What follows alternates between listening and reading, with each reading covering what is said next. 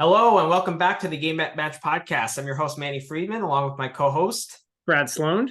All right, back in the house, baby. No guest today, unfortunately. It's 10 o'clock after that insane Alcaraz-Djokovic final in Cincinnati. My jaw was to the floor even like 30 minutes after that match. It was just incredible. Amazing. I mean, Djokovic shows his mettle. Like, he was out of it physically, and just his ability to just come back and come back from like the brink of defeat is probably better than anyone ever, I think. Because he did face match point in the second set, right? I think I He saw did. that he faced But the thing is, like, he's the best at dealing with suffering because he's so complete as a player that he can resort to different things, whereas like Nadal can't, because all he can do is just grind from the baseline, right? Like, he doesn't have other things that he can do to kind of get out of it, even though he's such a great fighter. So I think Djokovic serve helps him. I'll agree with that. Yeah, Djokovic also has a better serve, that too. Yeah. But the way he was volleying today to get back into that was incredible. And I mean, Alcaraz did dip in that second set. And that's kind of where he lost the match, I would say, because he was up a break and he played a terrible game at 4 or 4-2 in the second. So that kind of what allowed Djokovic to get back into it. And as soon as the shadows came in, that's when Djokovic started to find that second wind. So the heat is really what got to him more than anything. It's not like he cramped or anything. So, yeah. And then the third set was just crazy. And Djokovic got that early break. Or midway through the set, he got a break. And then Alcaraz just dug so deep at 4-5. I mean, incredible. Some of the gets were just amazing, and shot making was just incredible. And then he held serve at 5-all. Djokovic forced a tiebreak and then closed it out. But crazy match. Just, it had absolutely everything. I don't know. You didn't get to see too much of it, Brad, right? Because I didn't. I was on the road, so I did not get to see much of it, unfortunately. I'll have to find a replay or something. Okay. All right. Yeah. Otherwise, I'd have like a hot take for you. But, I mean, obviously the 5-all game and the 5-all game was pretty ridiculous. Came down to a third set tiebreak. Third set tiebreak, the play wasn't actually that great, I didn't think. There's a I mean, given what you're saying, given how good you're saying the match was, the tiebreak I thought was a little bit of a dud. I mean, the quality wasn't the best throughout. I mean, they're never going to play 3.5 hours of just insane tennis, right? Like, yeah. So there were ups and downs, but in terms of drama, in terms of, physical elements, mental elements, just everything combined, it had everything. And that's what made it so intriguing, Makes sense. Makes sense. And then in important moments, these guys just raise their level, right? So makes sense. Just like a refusal to miss and just, cat and mouse, and just, there are no holes on the court with these two guys, like Djokovic can put a ball on a dime and it still comes back. Whereas with anything else, it doesn't, right? So to me, I think they're head and shoulders above the rest. And as a men's tennis fan, it's kind of depressing, to be honest. And I don't think anything can prevent Djokovic-Alcaraz final besides injury, honestly. All right, so I guess so what odds would you put on that? Because you'll be able to get, like, the market will offer a price on that. What price would you put on that? I put -150. So you think there's a 40% chance one of them gets hurt? Well, I mean, I didn't think of it like that, but if it's -150 or better, I'm hitting it. All right. Because, I'll hit that before the draw even comes out, because I don't think the draw even matters. Like, what other player do you think can beat either of those guys in best of 5? The stakes are higher. It's Grand Slam tennis. Sinner's shown he can take Alcaraz to the brink, right? Like, Sinner had a match point, so I would say. I mean, he got close enough that I'm not saying I would bet him straight up, but I think Sinner's got a shot. I think Medvedev matches up well with Djokovic, not with Alcaraz, but I know Medvedev's form hasn't been good, but I think Medvedev's got some sort of chance, right? Like, I don't know, maybe like about plus 300, plus 400 kind of shot Medvedev's got. Like, I'm not saying it's good, but I'm saying like I think there's a chance.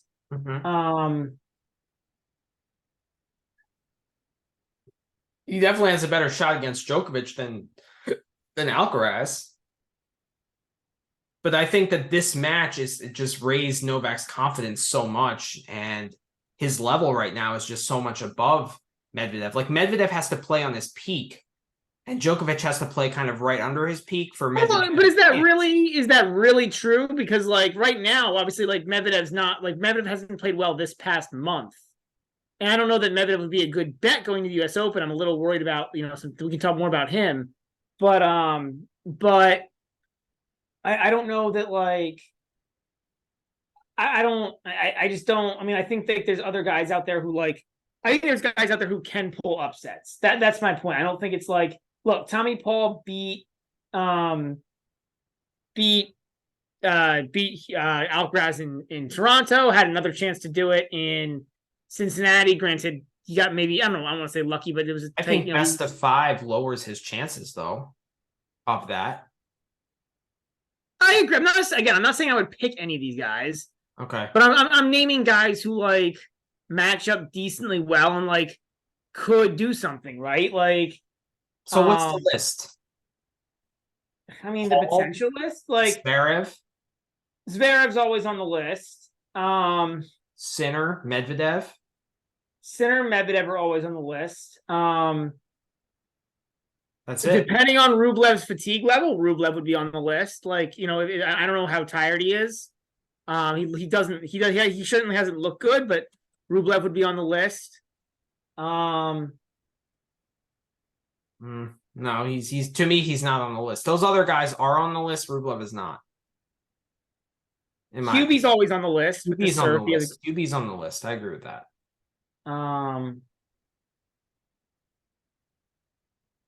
Yeah, I mean, look, it's not a long list. Maybe Holger Rune if he plays really well and doesn't fatigue out. He's not healthy though. Yeah, he's not healthy. No, Holger. Yeah, good call. I mean, so it's not a big list, but look, like there are guys, right? Like it's not empty.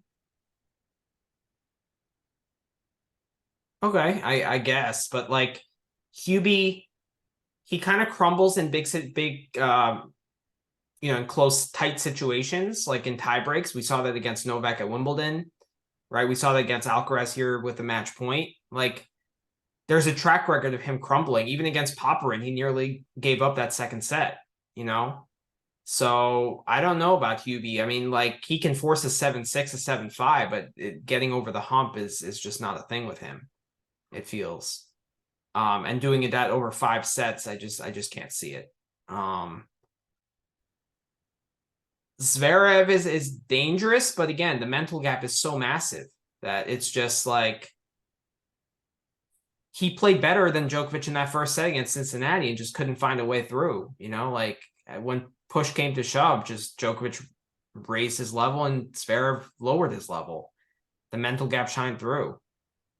In best 2 out of 3, I give Zverev a chance, but not in 3 out of 5 at this moment.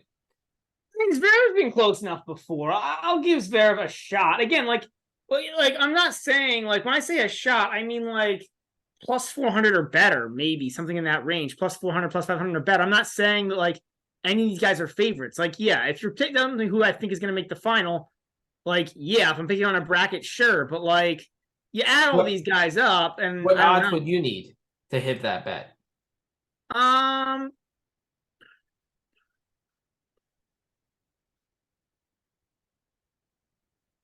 Trying to think. I'm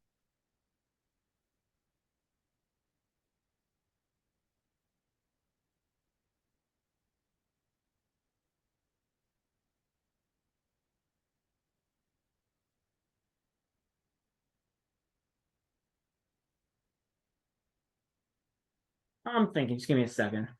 Yeah. I think I'd flip it. I'd probably go between plus 150, maybe plus 150, plus 200. Okay. Yeah. Like, I just think like look, anybody can win on any given day. Like that is the reality of tennis, right? Like, I'm not saying it's likely at all, but like, give me like plus 2,000, and there's the list probably expands to 20 or 30 that I would take that, like against these guys. Like, again, I'm not saying it's likely, but like 20-1, like upsets happen in tennis, like they do. And so you've got to factor that in. And like I said, I just named a list of like 6 to 10 guys that I think, like, I don't think quarters or semis are going to be a shoo-in. Like, I think they'll win if they get there, but like, I don't think it's a shoo-in to where minus 150 becomes a good bet. Like, for minus 150 to be a good bet, you have to think that each guy is like 80% likely to make the final. I really do. That's how big of a gap I think it is. Like the 20% is injury. So without injury, you wouldn't take any of those guys at like 5-1, 10-1. No. I mean, that I would take them at 10-1, but not 5-1. Or so if they have to play two of those guys at 10-1, that's a 20% chance that one of them loses. If each of them has to play two of those top guys. I would probably give those guys a slightly better chance to beat Alcaraz than Djokovic, but not really, not in best of 5 if they're healthy. So not even like 10-1 chance.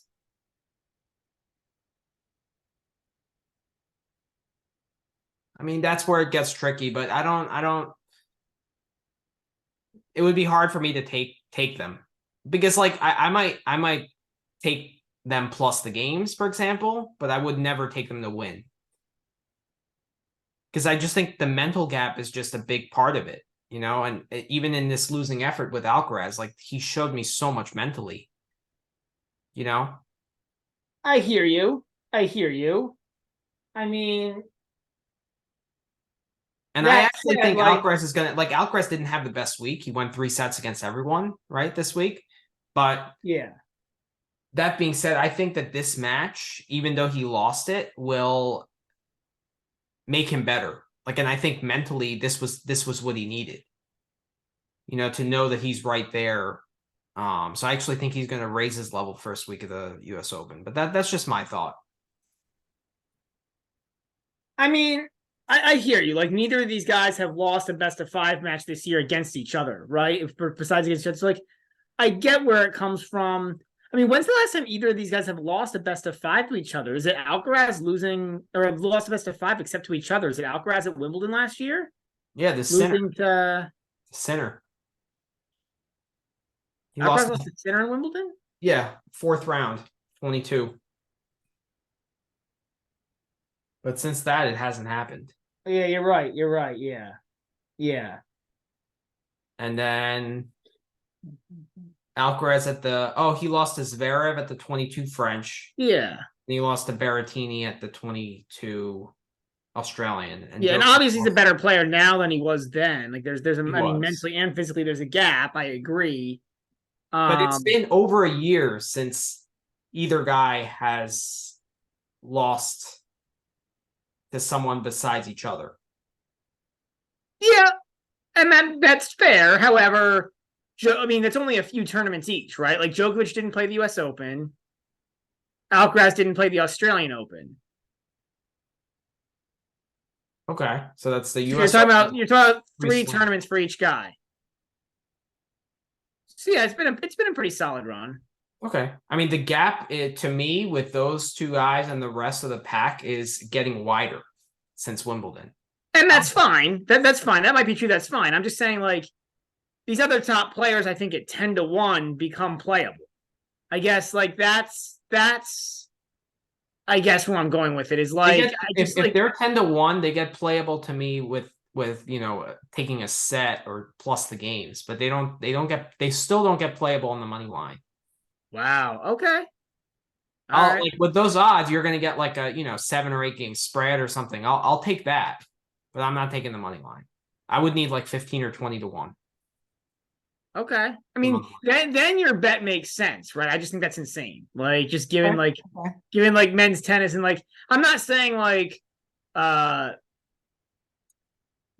Baena has like a 15-1 or has a 5% chance, but I'm saying that like a guy like Hubie, I think with that serve has a 10% chance. I think a guy like Zverev with his physical skills has 10%. I think certainly Medvedev against Djokovic is Okay. at Yeah. least Medvedev, 10%, if yes. not bigger.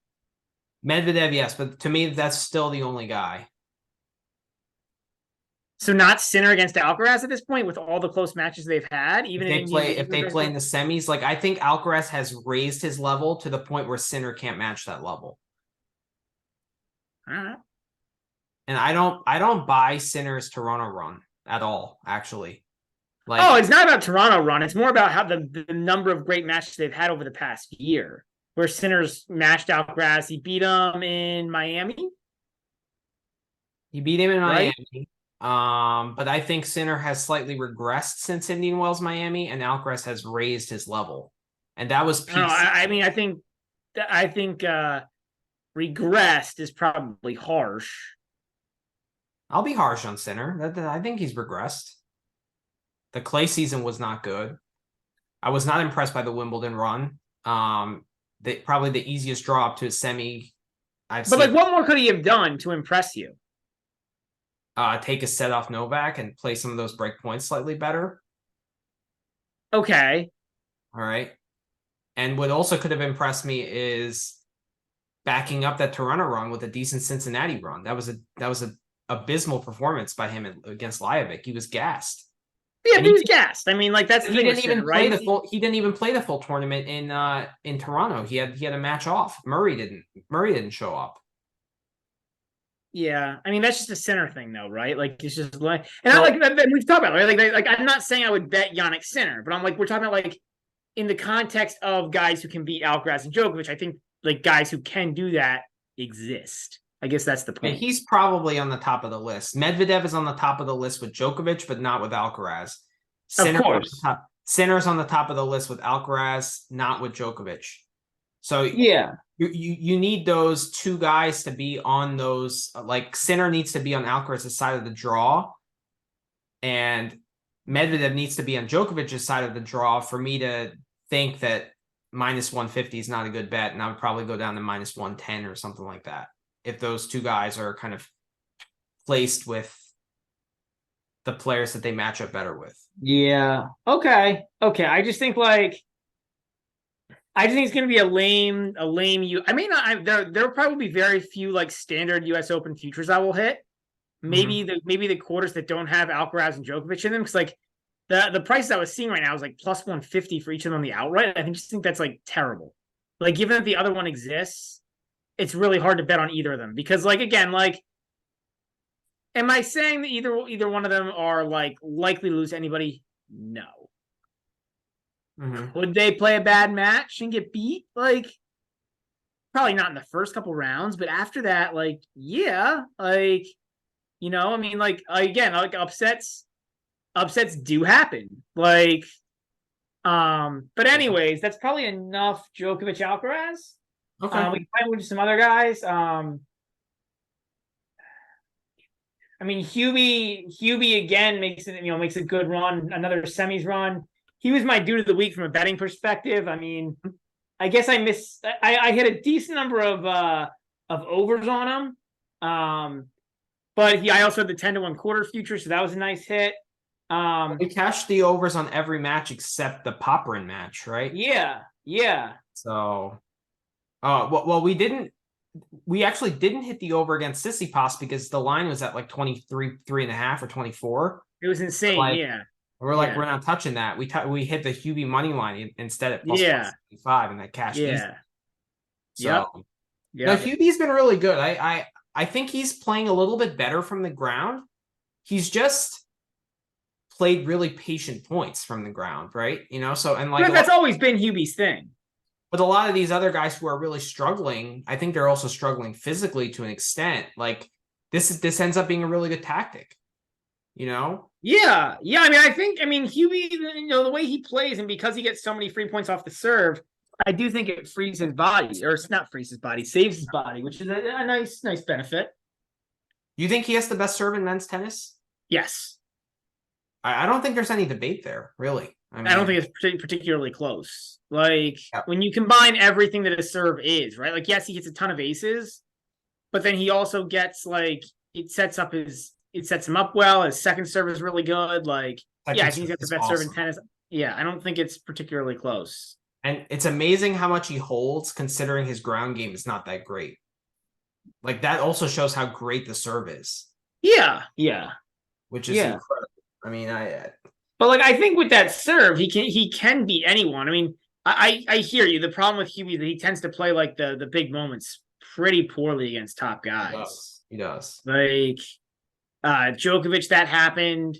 We saw it now happening against Alcaraz. He should have beat Alcaraz. Honestly, I think he had a forehand. If he would have gone after the one forehand on match point, he probably wins that match. He should have done it in Toronto as well. Yeah. Well, Toronto was a little shakier because Toronto Alcaraz kind of let him back in from 2 breaks down in the third. Okay. So I'm not gonna go as well. I'm not gonna go with that line on it. But this one could have definitely gone his way. Yeah. Yeah, I've been impressed with Hubie. I mean, if we do power rankings, I think he would be 6 or 7 on that list, maybe even 5, to be honest. He might. I mean, okay, so who's playing better than him right now? That's not Alcaraz or Djokovic. Probably Zverev slightly. I might put him a slight ahead just because he has more weapons off the ground. It's close though. And mentally, I think they're kind of on par. Zverev is just he's so he just throws in a few duds here and there. It's always scary with Zverev to bet Zverev in any kind of outright because he just throws in the occasional dud. But I think in terms of chances at the U.S. Open, I think he has slightly better better chances to win the tournament than Hubie. Zverev does. Yeah. What makes you say that? I think he's just a little bit better from the ground, and he's way better from the ground. That's not a debate. It's not. Yeah, right. Right, Zverev is way better on the ground, and Hubie is a better serve. Those two aren't really debatable, I don't think. Okay. But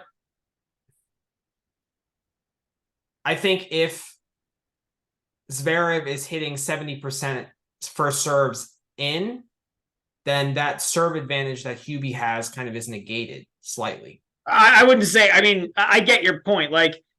The fact that Zverev is less Hubie, he's going to serve good, but you also Hubie, you kind of know what you're getting, right? Whereas I guess you can argue Zverev's upside day to day is a little higher because he's not as his serve, because he's not as serve dependent. So if he has a really good serving day, he can get more breaks, right? Whereas Hubie, even if he has a good serving day, it could just end up in tie breaks and he could still lose. Right.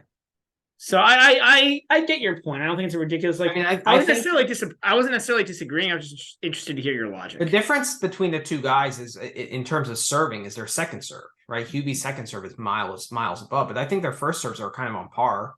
Oh, I disagree with that. I think Hubie's first serve is significantly better. I mean, I'm interested in what the ace stats are on that.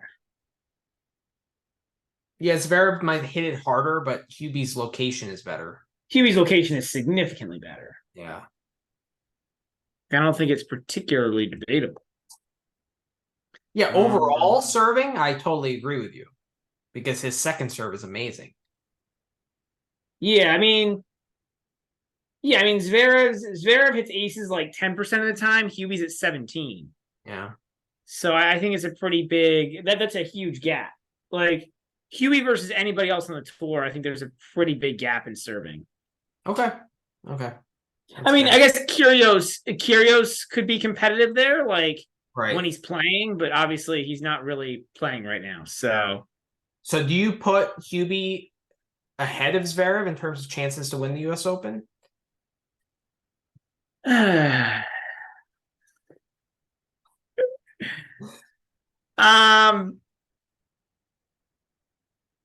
Or you're worried about that? I think it's tough because I think there's advantage and disadvantage both ways, right? The disadvantages for Hubie are that like every match is going long. So like there's a lot of guys out there who could beat Hubie. When I say a lot, probably half the draw. Like could potentially beat Hubie. Again, not like saying that I would take minus 110 on them, but like saying that they could, potentially beat him. So I think that's one huge. Whereas like I don't think that's true for Zverev.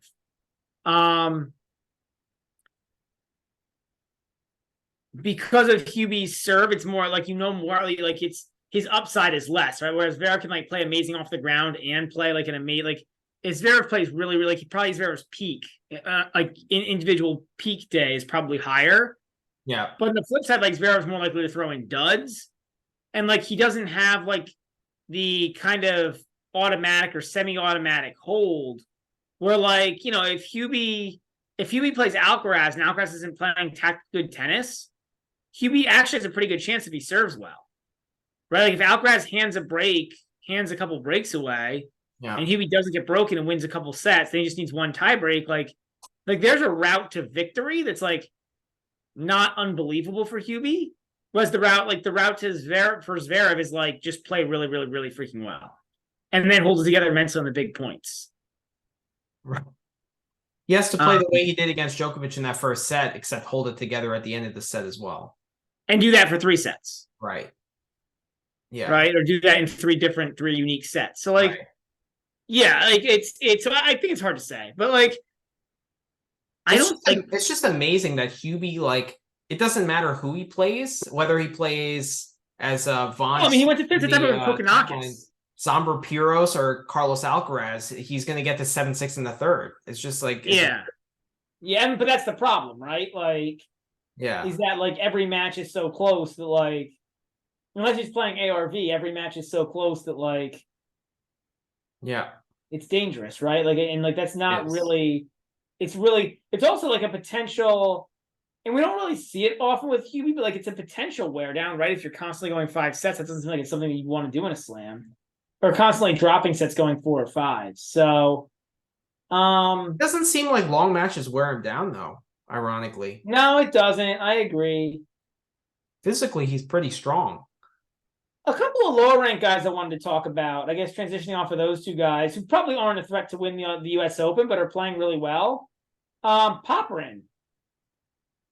I know it wasn't like a particularly impressive run here because he got a walkover from Yari. Yari, I think his wife had a kid. And he was a lucky loser. He lost to Purcell in qualifying, and Purcell's another guy we're going to talk about. Well, Purcell's going to be the next guy I was going to bring up. Right. So I think it's like, I'm not as like upset about him losing to Purcell in qualifying, right? It's more like he had a hard time against Altmaier. He beat, who did he beat? Did he beat?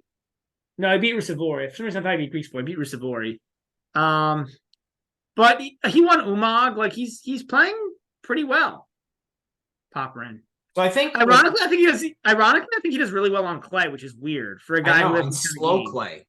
Yeah. I think he has big swings, so he needs some more time to kind of wind up. I noticed when he's rushed, he tends to dump a lot of balls. When he's rushed, he's a disaster. The ball flies all over the place. Yeah. Right. Yeah. So, I mean, I like what I'm seeing, and he really showed some grit, and he showed a lot of tactical awareness, especially in that third set against Ruusuvuori, because he won the first set easily, got walloped in the second. And in the third, he made some really good tactical adjustments where he was utilizing more slice, kind of getting some more air on the ball. And he really turned that match around. So I like what I'm seeing from him, like in terms of maturing as like a tennis player tactically. He still has blatant holes, and he's not. What odds would you give him against Alcaraz? Popyrin? Yeah. I mean, the odds to win is probably like 30-1. That's why I'm half kidding. It was half a joke, but but yeah, I agree. He's playing really well. Like he's a guy I want to do well. And then the other guy I wanted to get your like Max Purcell, man. I think he's a real player. He is. His net game is funky game though. Great doubles player, like funky kind of like old man doubles game. but I was very impressed the way he played Alcaraz. I know Alcaraz didn't play his best, but the way he was volleying was incredible. And I liked how he didn't want to stick with him from the baseline, and he looked to come forward and put some pressure on him. And that really, But I think that's going to be a problem for a lot of guys. it is. It is. Like it gave Rublev issues until like Purcell just physically gave out. Like Wawrinka issues. Yeah, like it's granted, I think Wawrinka didn't get enough sleep probably the night before, but still to beat him 2-3 or whatever he did. I mean 4-2. I mean, again, like I'm not as impressed by that because I feel like that's like didn't Wawrinka finish at like 11 or 12 p.m. And I know it was only two sets, but it still was a late finish. Right. I don't know when he's getting to bed. He's getting to bed super late. Then to play the next day, right? Didn't he have to play like day session? Like I thought it was like. I mean, that's exactly what Djokovic did, beating Zverev and coming back today and beating Alcaraz. So. But how late was that match against Zverev? Oh, yeah, that match did run pretty late, 11 p.m. or so. 10:30. It was late. Yeah. It's look. I mean, like, but again, that's Djokovic, right? Like, it's a little, Right. Yeah, but I'm impressed with Purcell, and like now that the foot issues are kind of a thing of the past, and he can like finally move on the court again, 100%. I mean, that match against Murray in Toronto was very good, and then this run was excellent. Who beat him in Toronto? Murray. Oh, that's right. It was a close match, but Murray did get him. Right. Yeah. Right. Yeah, I mean, I definitely think he's playing like ATP worthy tennis. Oh, 100%. 100%. Like, and he was actually hanging with Alcaraz from the ground quite a bit, like not when push came to shove, but in the first set, he was hanging with him in rallies, forcing errors and kind of going big in opportune moments. Like it was really, really good to see. Yeah. And I think he's here to stay. Like I think his ranking is going to keep increasing if he keeps playing this well, especially with a lot of the other top guys just playing poorly. So I'm going to go the other way with that. Like, I think there's a couple dangers there. Like, one, what is he going to do on clay? That's true. That's a good right. point. So like slower surfaces, he's going to be in like I don't know what he does on slower surfaces, especially surfaces where the ball sits up more. That's going to be a problem. Right. Number two, like it's a little scary because his game is so non-traditional that I feel like he could be solved. As guys start to probably spend more time like scouting and like maybe start to take him like a little more seriously. But he has different things he does well. It's not like he's not like a single. He doesn't have just one trick. Like he can play from the ground. It's not like he can't rally from the baseline. And then if that doesn't work, he has that plan B of being able to come to the net and serve and volley and that kind of stuff. Yeah, I just feel I don't know. I'm not convinced his baseline game is like his baseline forehand, like topspin forehand, backhand are like really ATP worthy. I get it. He's not like a Feliciano Lopez, even like a prime Feliciano Lopez. I get it. Like I get what you're saying, but like he needs to be able to hit those like kind of dinky dunky slices, serves, come in, volley. He needs that in order to have a chance. And I think that's a little, I don't want to say it's troublesome, but like it's I think it makes things not necessarily easy for him. Potentially. Yeah, I mean, we'll see, right? I think he can get to the top 40. I think that's his ceiling. What do you think his ceiling is? Right now, he's 62. He'll go up after this run, right? Because he made quarters. I think he should have a pretty good indoor season. That's where he's going to thrive. Yeah, and like fast courts, right? Like fast hard courts is where he'll thrive. I agree. Trying to look. So he made quarters. He'll get another 200 points. So I haven't seen the live rankings, but he'll be. Oh no, I think he is. He's moved up. Now he's like somewhere in like now he might even be higher. Now he might be close to the top 50. He might be close to there. Top 50? What? Yeah, let me see. Because we got 180 points out of Cincy, right? So if you add the 180 to the He's got 816 right now. There's actually a live ranking website. What? So there's a live ranking website. Oh, there is. There you go. Yeah. I just pulled it up. Yeah, he's 47. 47 in the Live. world. So I would not be surprised if he's in the 30 to 35 range at the end of the year.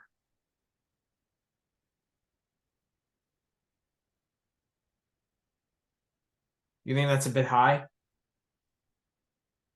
Because I look at the guys above him, and it's not that great. You got Shelton, Kecmanovic, Wolf, Yoshi, Baez, RBA, Popperin, who's on the way up, Mackey, McDonald, who should have a good end of the year on fast courts, Sonigo, Murray, Berrettini, and Lechko. Those are the guys that are between where he is and 35.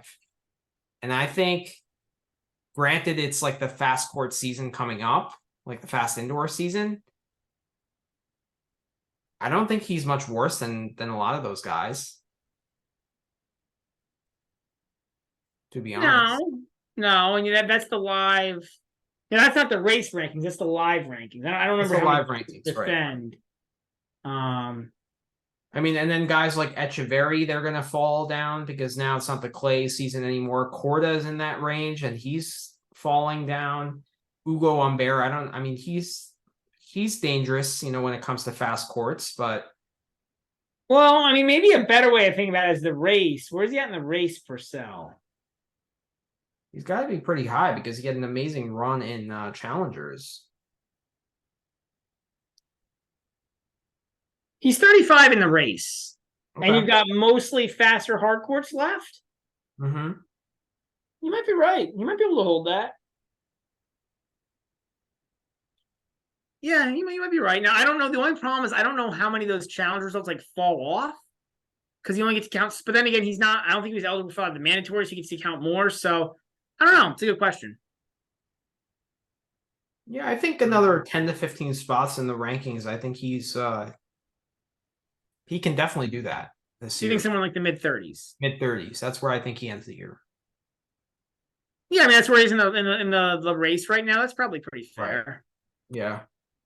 Which is pretty impressive for a guy with a broken foot for part of the year. It is. But yeah, he was definitely impressive. Tommy Paul. What are your takeaways from him? I mean, yeah, he's a really good player, right? Like he's a really, really good player. It's just the occasional the choking. He's a really good player. It's just the occasional it's not really mental choking. lapse. You know what I mean? Like he just has what? It's not really choking per se. It's just more like getting tight. Well, but what's the difference between getting tight and choking? Is getting tight not a form of choking? It's choking. It's choking. Never mind. That's just semantics. But like,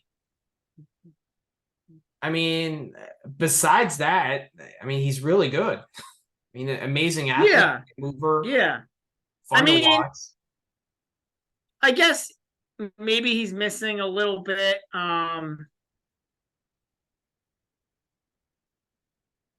Like I still feel like he's better. I mean, he's not bad moving forward. I feel like he's not like a Yannick Sinner who doesn't move forward. But like, I feel like he's better side to side. He's better as like a grinder. His serve is pretty good in terms of pace, but I don't think he gets a lot of aces with it. I'm trying to look at the ace stats. I'm always curious to see these. Mm-hmm. Yeah, I think his serve is slightly underrated. Well, he doesn't get very many aces with it. He's below average in aces. Okay. But I don't think he spots it particularly well. Yeah, I think that's the issue. I agree. But yeah, he's a solid, like, I mean, he's really, really, really solid player, right? Like, yeah, I mean, he's played really well pretty much all season, with the exception of Clay. He's the other guy who can't do Clay, and that's his biggest issue. I think I don't really understand why. I think he just doesn't have. I just don't think he hits big enough. Like on our I think he prioritizes consistency too much in order to get enough power to hit through Clay. That's just my take. Does he? I don't know. Is he comfortable sliding on Clay? Because he slides quite a bit on hard court. I don't see why he can't do it on clay then. Yeah, but you're right. He doesn't seem to move as well on the clay. I'll agree with that. Yeah, I Too. think the footing is a little off. Like he feels like uncomfortable with the footing. Yeah. Um, but where do you put him in terms of chances at the Open? Like, I think he's top 10. I mean, how is he not?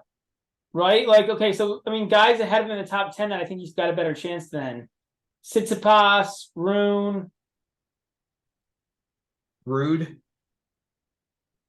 Probably, but Rune did make a final last year. Yeah, but Um, he's just been in poor form. Was he in particularly good form coming into the final? He lost to Purcell, or not Purcell, Shelton last year in the run to the US Open, didn't he? I don't remember, to be honest. I'm pretty sure he did. Like, um, Oh yeah, in Cincinnati, that's right. Yeah, he lost. yeah. So Yeah, I guess Rude has proven enough in Grand Slams where you can't put him ahead of Rude. I guess that's a good call. I mean, I think he's somewhere in the bottom half of the top 10. So I guess like the tier I would, and these were all zero, by the way, or damn close to zero. But like guys who are in that 10 range are probably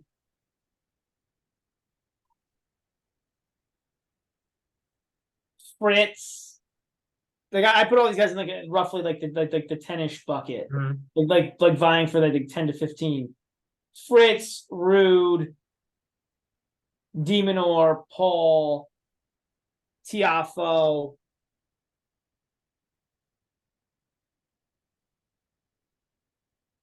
Bokina, if healthy. I don't think so. I think Fokina still tends to drop too many sets, you know what I mean, for no reason and wear himself down.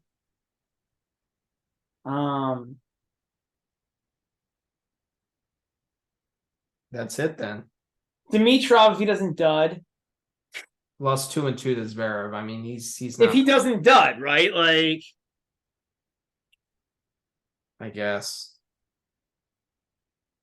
I would probably put Fokina in that group because I don't think there's anyone else that even has a chance. Maybe.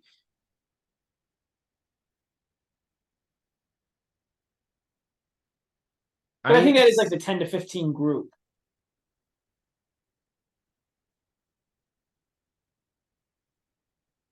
Yeah. And I think I'd put him in that group. So yeah, I guess. So really, I mean, I think it's like pretty clear consensus of power rankings. Like it's Djokovic and Alcaraz, however you want to put them, 1 or 2. Yeah. You got Medvedev 3, right? Despite his bad form. Probably Zverev 4 or Zverev and Hurkacz 4 and 5, right? However you want to put them, right? Sinner's up there too. Like, okay. Again, like with Sinner, you always have the injury question mark, right? Like that's the only problem is like the injury. Okay, so you want to put him in the same bucket as Zverev and Hurkacz? So Zverev, Hurkacz, Sinner? I think I can put them all in the same bucket. Yeah, because like Sinner, like if Sinner doesn't get hurt, I think he's a class above. If you told me Sinner was not going to get hurt or tired through the tournament, I'd put him a class above. I'd put him in there with Medvedev. I would put him below Medvedev, but I would put him in that tier of. If you told me Sinner was not going to get hurt or tired, I see. If you told me Sinner was not going to get hurt or tired, I'd put him with Medvedev. If you told me Sinner was not going to get hurt or tired, there's a big if, right? Like, but the fact that if exists puts him in that next tier. No, I agree with you. We agree on terms of the tier. I'm just saying like the reason is because of the stipulation, not because of his tennis. Fair. Okay. So that's how many guys? 1. That's 6. 3. That's 6 guys. Then 7 through 10, I probably put Paul at 7. See, this is where it becomes a mess, right? Like, because like, where do you put Rublev? Like, I think now you got a mess. You got. I think he's playing worse than Paul right now. Like, if they played right now at the U.S. Open, I'd pick Paul. Okay. I mean, Rublev's just shown so much more throughout the season. Yeah, but he's not. I think he's actually fatiguing. Like since Wimbledon, I think he kind of took his foot off the That's not. I mean, I pedal. actually think the same thing might be true of Medvedev. We didn't bring this up yet, but I actually think this might be the same. Like, I actually think this is more likely to be true of Medvedev because Medvedev's played.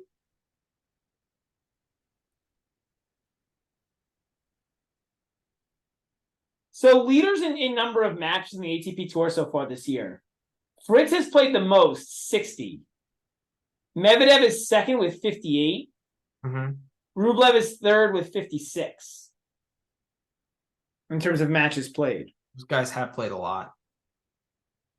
Fritz just doesn't seem to be bothering him. He just seems to be kind of doing his thing, moving along.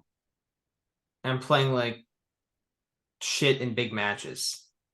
The way he played against Novak was absolutely horrendous. I mean, I just think he's kind of like humming along, playing his like standard, like borderline top 10-ish tennis that he's played for the entire year.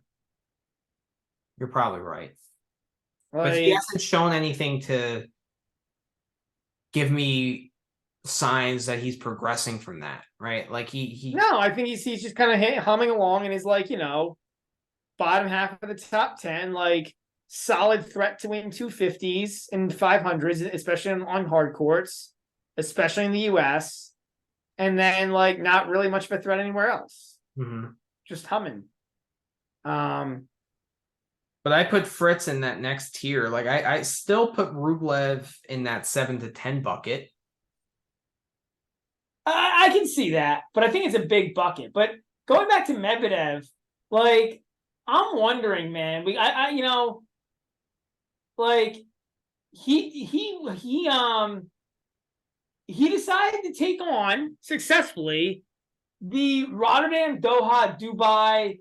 I mean, he decided to take on the Rotterdam, Doha, Dubai triple, and then went right to Indian Wells and Miami and made the final in both of those. Was that a mistake? I don't think you can say that that's a mistake. Granted, he won Rome. But you're just putting a crap ton of tennis on. Because, okay, fine, but then he won Rome, and then he went to the semis of Madrid. Or not Madrid, he then went to the semis of Wimbledon. Like, ironically, like, Look, I don't think playing a lot of, if you're winning tennis tournaments, I don't think you can label it as a mistake, even if it fatigues you. Okay, I get it. Yeah. Like you're saying you'll take the wins and the fatigue. I will. I would take that over not winning and not being fatigued. You know what I mean? No, but the question is, did he really need to play Rotterdam, Doha, and Dubai? Probably not. He could have skipped Doha, but I think he was just trying to rack up points. I don't think he expected to do as well as on the clay and grass season as he did. I think is the real answer.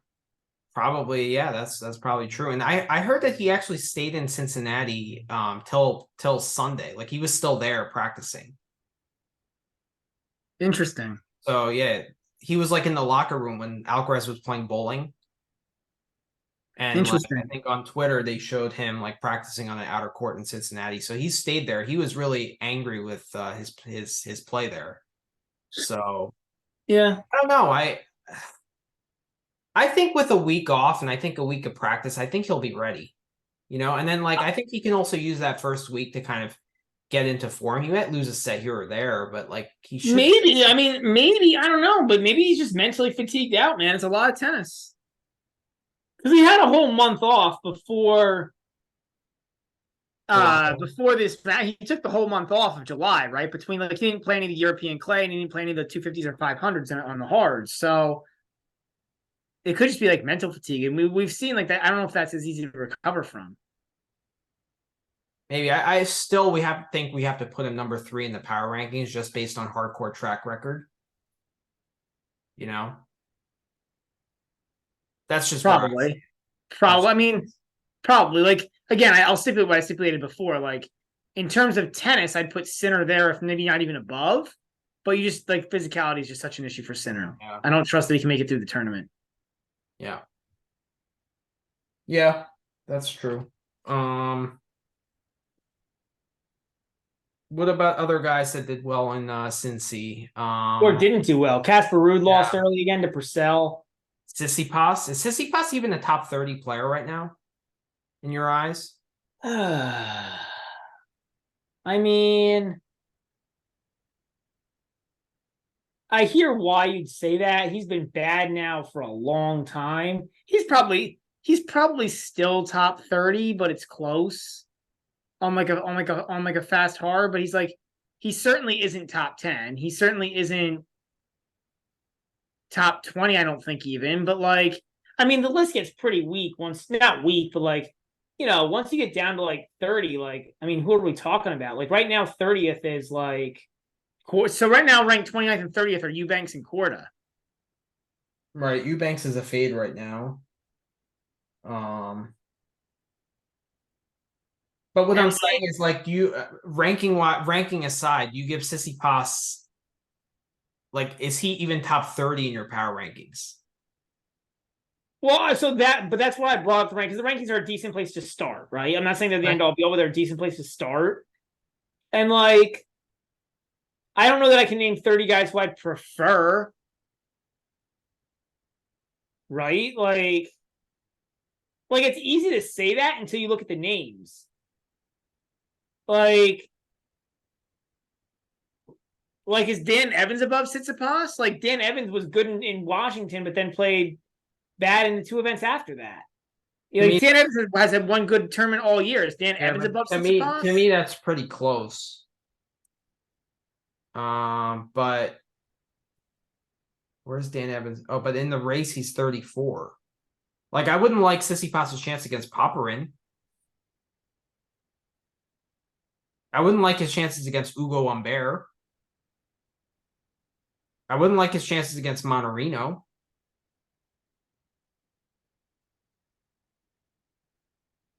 Shelton was 6-6, so I wouldn't like his chances against Eubanks. I wouldn't like his chances against Fokina. I'd probably take Musetti over Tsitsipas at the moment. I would certainly take Yari over Tsitsipas. I mean, I don't know. I mean, there's some guys that he just matches up really well with in the top 20. I would take him against. Tsitsipas beat Yari on a slow, really, really slow clay court in Los Cabos, just because it was a hard court. It was a slow hard court. Right. But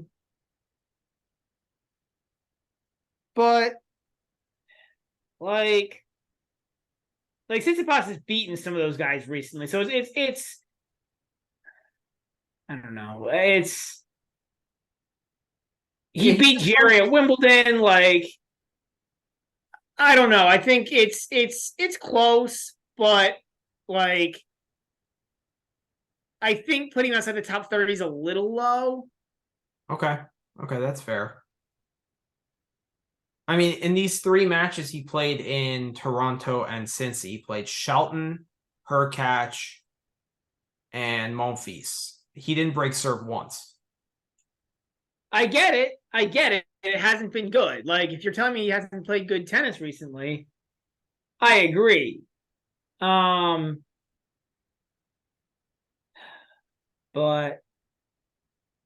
I don't know. I get it. Looking at the results, and if he's not Tsitsipas, I get it. But then you look at the slam results and are they great? No, but they're not terrible. He's got a quarter of Roland Garros. I mean, so far his results this year are round of 16 in Wimbledon, quarters of Roland Garros, and final of Australia. Those tell me he's not those are definitely top 30 results. Yeah, you're right. That's true. We can talk about draws and this and that, but I don't know. He's just a very also matchup specific guy because he has such blatant weaknesses, and if guys can expose that with a big serve and a big ground game, he has a lot of trouble. So he's a very matchup specific guy in terms of betting as well, I feel. He is. I agree. Yeah. Who else didn't do well in Cincy? A lot of people. Holger Rune. I mean, I think he's a guy. I mean, he kind of had this the same problem last year. Well, he's hurt, so right? that I mean, that he's clearly hurt. That's a different. I don't. I mean, I But think he's that's a hurt different. from dumb scheduling. He's hurt because he decided to go to Hopman Cup right after Wimbledon. Yeah, but I mean, like he's still hurt, right? Like my point isn't like is he like I'm not like that aside, right? Like I don't know. It's like yeah, it's just obvious why he has the problem he has right now, right? Like it's like it's hardly even worth the discussion because it's just like okay, he's hurt and like yeah, he's hurt, right? Like Okay, that's fair. But meanwhile, breaking news: Kubler just won the second set 6-3. So we're gonna hit that over 22.5. Are we? It's 16, right? 6-1, 3-6. Yeah. So we need a game. We need a game. Kubler just broke to start the third. All right. So we need one Nakashima hold to cash it. I think we'll get it. All right. Hopefully. Yeah. I also hit the Kubler money line at plus 200. Like, how is Nakashima that big of a favorite in any tennis match right now? Yeah. I hear you. I just thought the money line was the better play there. So I stuck with the money line. But I hear you. Oh, you mean the over? The over, yeah. Not the money. I meant the over, yeah. Who else is worth talking about here? Monfils had a little resurgence in the past couple weeks. Yes. Didn't do well against Djokovic, but that's to be expected. Yeah, that head-to-head is 19-0. It's 18-1, I think. No, Monfils got him in like the challengers back in the day. Yeah, but on the main tour, it's 19-0. Yeah. Well, I call it 18-0 because one of them is a walkover. Okay. All right. Fair enough. But yeah. Yeah, I just don't know how he's going to do in best of 5 tennis. You know, that it just he beat Baez in the French. He's definitely playing a lot better than he did at that point. So he's definitely more of a threat here. Plus, I think actually hard courts are his best surface over clay. I don't know if it makes a difference from the surface, really. I think he needs a little bit of more help from the court. Like, but I think he moves better on the clay, so I think it kind of offsets. Like, I think he's pretty close to an all-quarter. No, he can't play on grass. Hasn't he had some decent results on grass, or am I wrong? He hasn't been good on grass.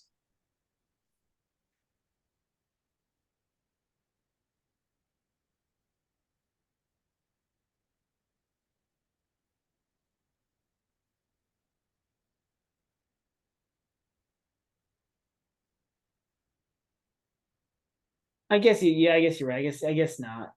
What's his best run at Wimbledon? Third round. Third round. Yeah, for a 20-year career, that's not the best. Yeah, you're right. So, yeah, you can't really play grass. I just think hard court, he just gets a little bit more work from the court or a little bit more help. Whereas I just don't think he moves as well on the hard as he does on the clay, right? He slides around a lot better on the clay. But I also think it's the biggest problem with Monfils' game is actually his cardio. Like, he's an incredible athlete, but he doesn't have the best, like, stamina and cardio. Because, like, after a long rally where he runs corner to corner, like, he's hunched over. And, like, that usually... No, I hear you on that. I'm not saying it's not an issue for him, but I don't know if it's the biggest issue. I think he doesn't balance athleticism with stamina. Like, that's something so I agree with all that. I'm just not sure if it's his biggest issue. I think he's got other issues as well. Okay.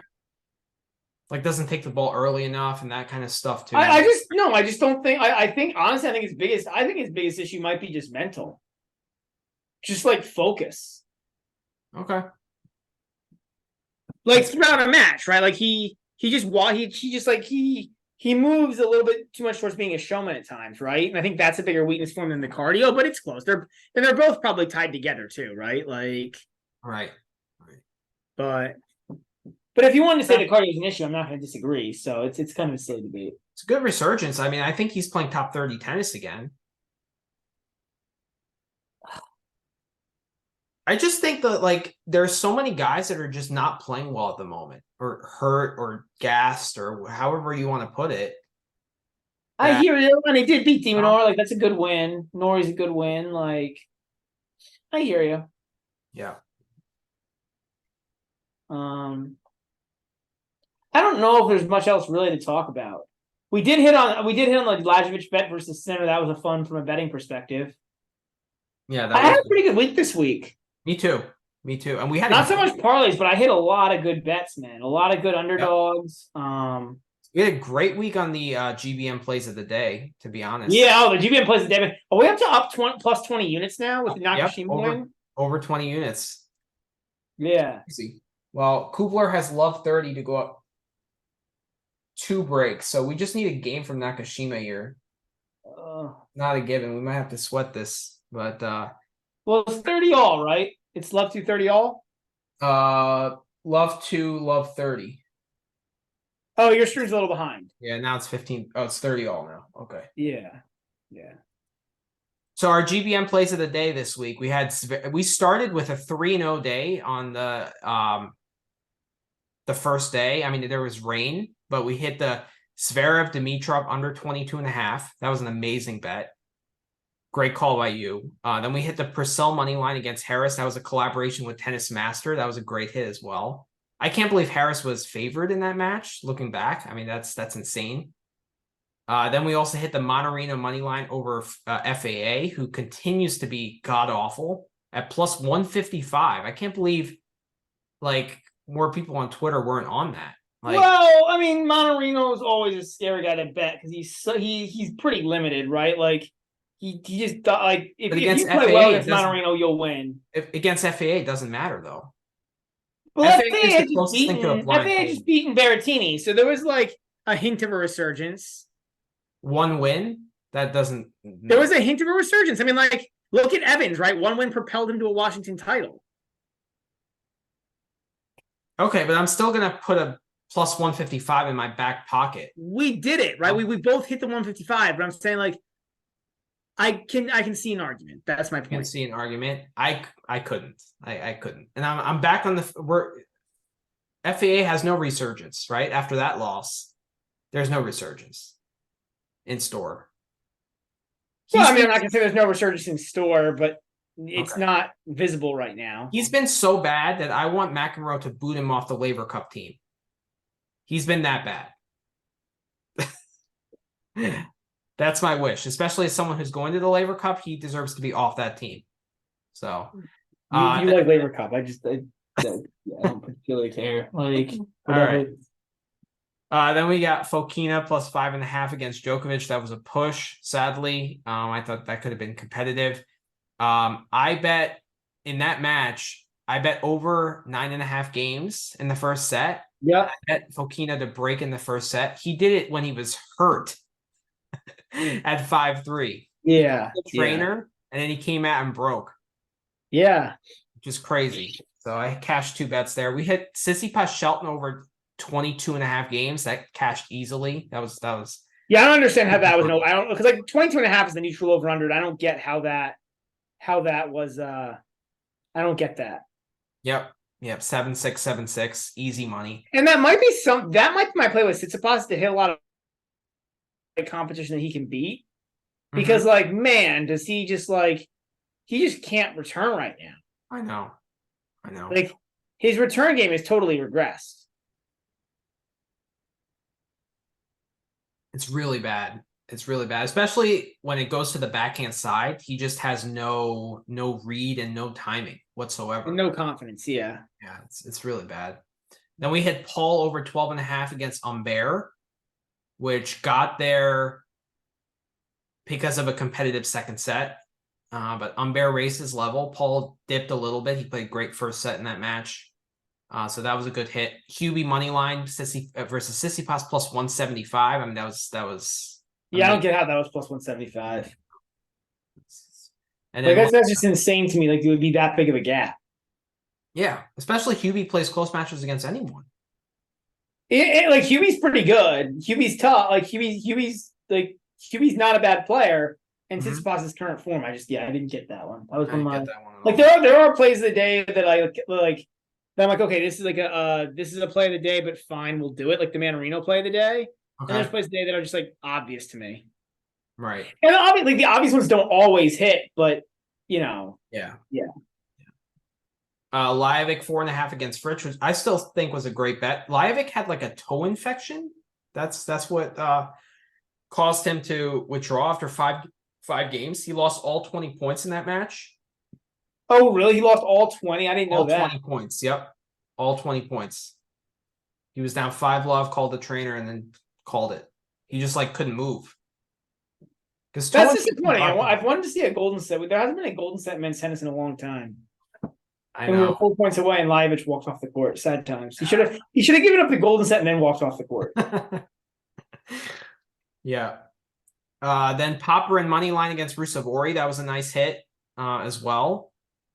Plus 140. And then the only loss of the week was Hubie Popperin over 23 games. And Yeah. Popperin had set point in the second To set. be fair, Hubie is 5. So that would have been pretty lucky if we would have hit that. But Good point. And then yesterday, Alcaraz saved match point. We had the Alcaraz Hubie over 22.5. Yeah. What's our Hubie quote, Brad? Death, taxes, and Hubie overs. 3 guarantees in life. Yep. Speaking of which, so in the Kubler Nakashima match, Nakashima held and now has a chance to break back. He had love 40. Way more breaks than I thought there would be in this match. Way more breaks. We got pretty lucky, honestly, to hit the over here. Yeah, but we got it. Another play. Yeah. I think we're up to like 20. We're up 23 units. Yeah, which is pretty good. fun times. Pretty good. All right, so quick break, and then we're going to get into Winston-Salem. Yep.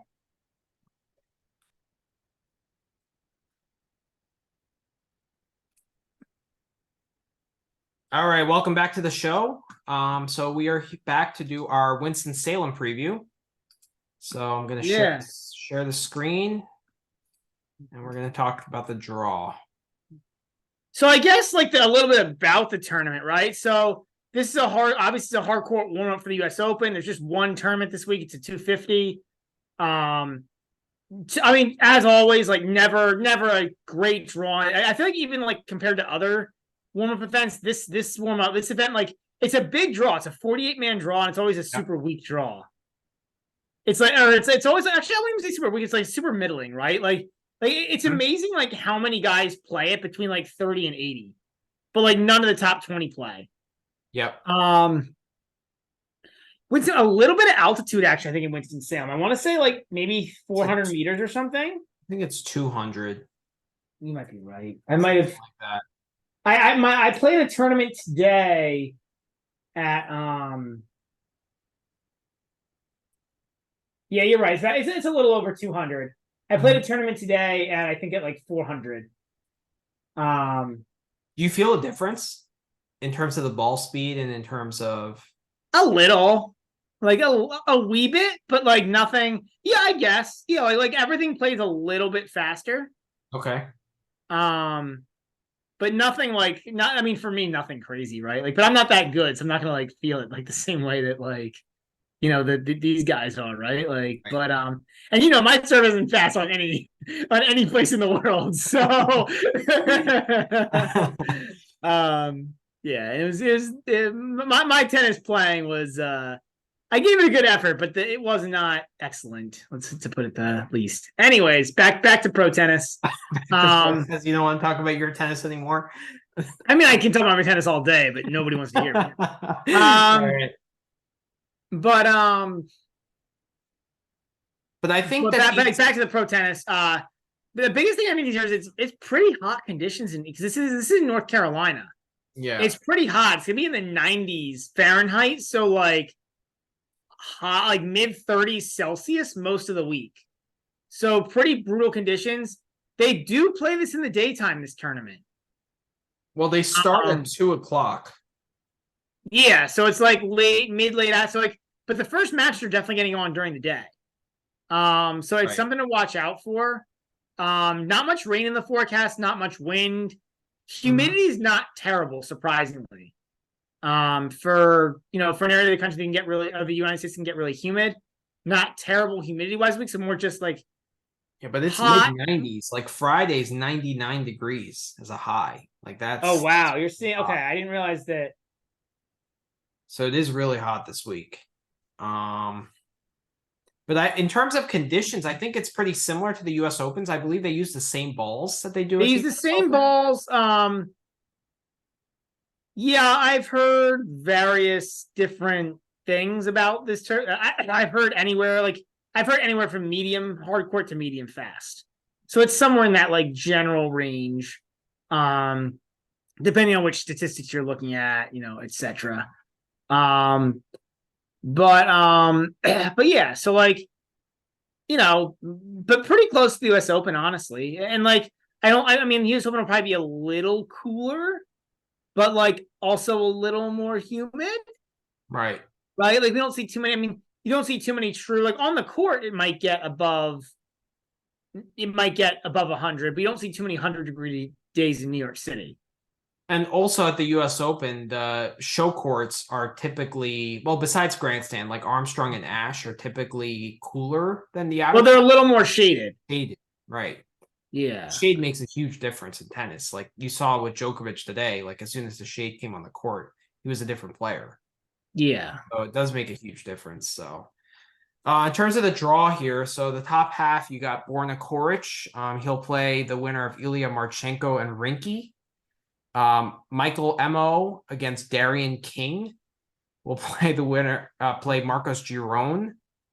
Hanfman will play Juan Manuel Cerundolo, who is a plus 700 dog against Safilin and came through and won that. I think I'm a little disappointed. I actually was thinking of betting that, but I just couldn't. I couldn't put a bet on Cerundolo. But like Safilin's just shaky enough. Like he had played so well since Wimbledon, but he was just like shaky enough in general. Like hadn't played that much since Wimbledon. That I was like, oh, maybe it's worth it. But then I was like, Cerundolo on fast court, no. Like, but yeah, it's disappointing. Yeah, I feel like a lot of players in this draw haven't played much in the hardcourt swing.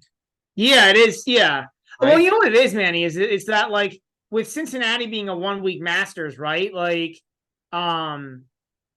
with Cincinnati being a 1-week Masters, like a lot like guys ranked 60 and below can't get in, and the only ATP tournaments, the week of Toronto and Cincinnati are Toronto and Cincinnati. So if you played the European play swing and you're not in the top 60 in the world, you're not getting into anything until Winston-Salem. Yeah, that's true. That's true. That's probably why they make this a 48 player draw, to be honest.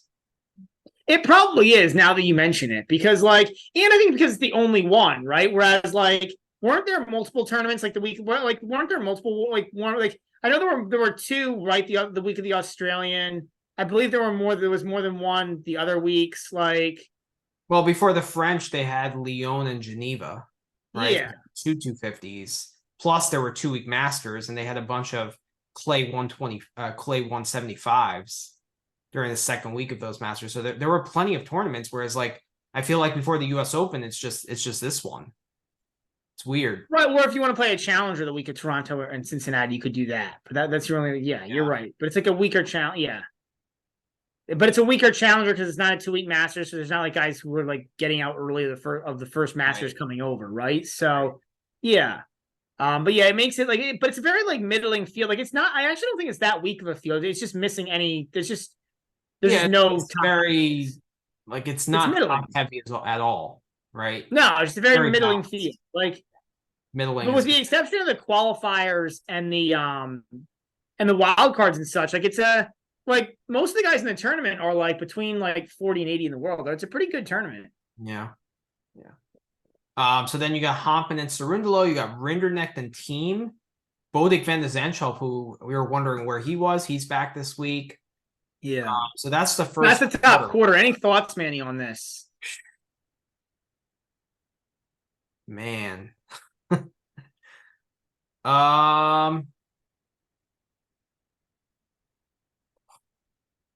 The name that honestly pops to my mind is Marcos Giron, but I just hate betting him to win multiple matches. I know. But I think he's probably the best player in this draw on these hard courts, like in these conditions. Yeah, I saw he was like 28-1 or something, I think, to win the tournament, either 20-1 or 28-1. Sean Calvert called him out on the game bet on the betting the game bet match podcast. I don't think it's a terrible look. I think he's the name in this quarter that pops up. It's just like, and maybe if he's like 6-1 or 7-1, maybe he's a good bet to win the quarter, because he's got to win what, 3 matches, and it's like Mo or Darian King. But like it's tough because like Mo actually scares me just because he gets a lot of balls back. Well, no, I mean, anybody scares me against Jerome. That's the thing. It's true. Besides maybe Darian King, but like, right. I mean, like, honestly, like, Jerome can lose to a lot of guys. He can. I'm interested what the odds are. The problem is, like, I don't know that the what they're not. Are the odds up or not? Because I doubt it, because there's still. I mean, you can check, but I don't see why there would be, because there's still matches going on, right? Yeah, they're not. Or there still is a match going on. They'll probably be up tomorrow morning on Bovada, at least. Like I said, I'd seen some on some other websites that that's why I caught the 20-1. That's where my eyes land. I'm probably just going to stay away just because I hate betting Jerome, to be honest. Yeah, I just think it's a really tough quarter to bet. Like I said, I'd be interested to see what the price is on Rinderneck. If that price on Rinderneck is like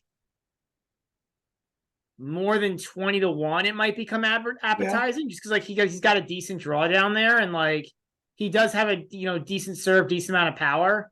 Mm-hmm. I think he's a dog against Team, and I think he should beat Team. And then, like, I don't know, Van de Zandschulp doesn't scare me. Jan Kampfman and Cerundolo are both more clay guys. So like, I think there's a path for him. But that's where my eyes fell. Yeah, and Coric is always a guy you want to fade. I mean, I don't so I didn't know this, but apparently he's got a shoulder issue. Yeah. Yeah, the Bet Rivers guys pointed that out. Yeah. So another good call by them. I feel like we're just parroting them right now, but yeah. Yeah. Yeah. All right, next quarter, you got Laszlo Giri, the number 4 seed, who was the finalist here last year, lost to Manarino. Diaz Acosta and Quentin Halis. Giri will play the winner of those guys. Michelson with a 3-set win over Varias today. He'll play Sebastian Offner in the next round. Then you got Vukic, who will play the winner of Van Asch and Skwiatkowski. I don't know if I'm pronouncing that name right, but that American qualifier. Then you got Galan, who beat Radu Alba today. He'll play Baez. So that's the second quarter. I think that this is a much stronger quarter than the first quarter, to be honest. 3 guys catch my eye here. It's Giri, Vukic, and Halis. So I have no interest in Vukic.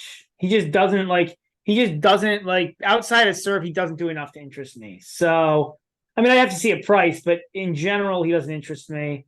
But he made the final of a 250 this year in this summer in Atlanta, right? And like the draw is really easy. He scammed his way to the final of a 250. Ironically, the guy that I was on was a guy that I know you hate, Radu Albat. But yeah, he's out. So luckily I didn't put any money on him. Who were the other guys you said you liked? I liked Halis. Okay. Just because of he has a big serve, big forehand, on quickish conditions, like during the day. It's probably going to be quicker with the hot conditions. I kind of like him there. I just don't know his results. Has he really played since? No, that's my problem with Quentin Halis. He's played 1 match since Wimbledon. He lost the first round to Gustavo Elias in a challenger. So I imagine there's got to be something wrong. So it just seems like a weird schedule. He decided to take a vacation. So I don't trust. So I don't trust him. So I don't trust him because of that. Okay. That's probably true. But I like Laszlo Giri. I'm probably not going to get the good price to win the quarter. I'd probably back him more to win the event, to be honest. I think you might get. I mean, like the I don't see it being. I mean, you might get at least 3-1 to win the quarter. Yeah, and that might not be bad. Like you look at this quarter, right? And like, I mean, who's a threat here? Halise. Michelson should beat Offner on a hard court. Yeah, I just don't know, man. I don't know, man. Like, I know you like Michelson a lot. I like Michelson a lot too, but is he that much of a threat to beat a guy like Dare? Like, I just don't know that he has enough. Like, I just don't know that he's a good enough athlete to beat a guy like Dare if he faces him. Yeah, that's true.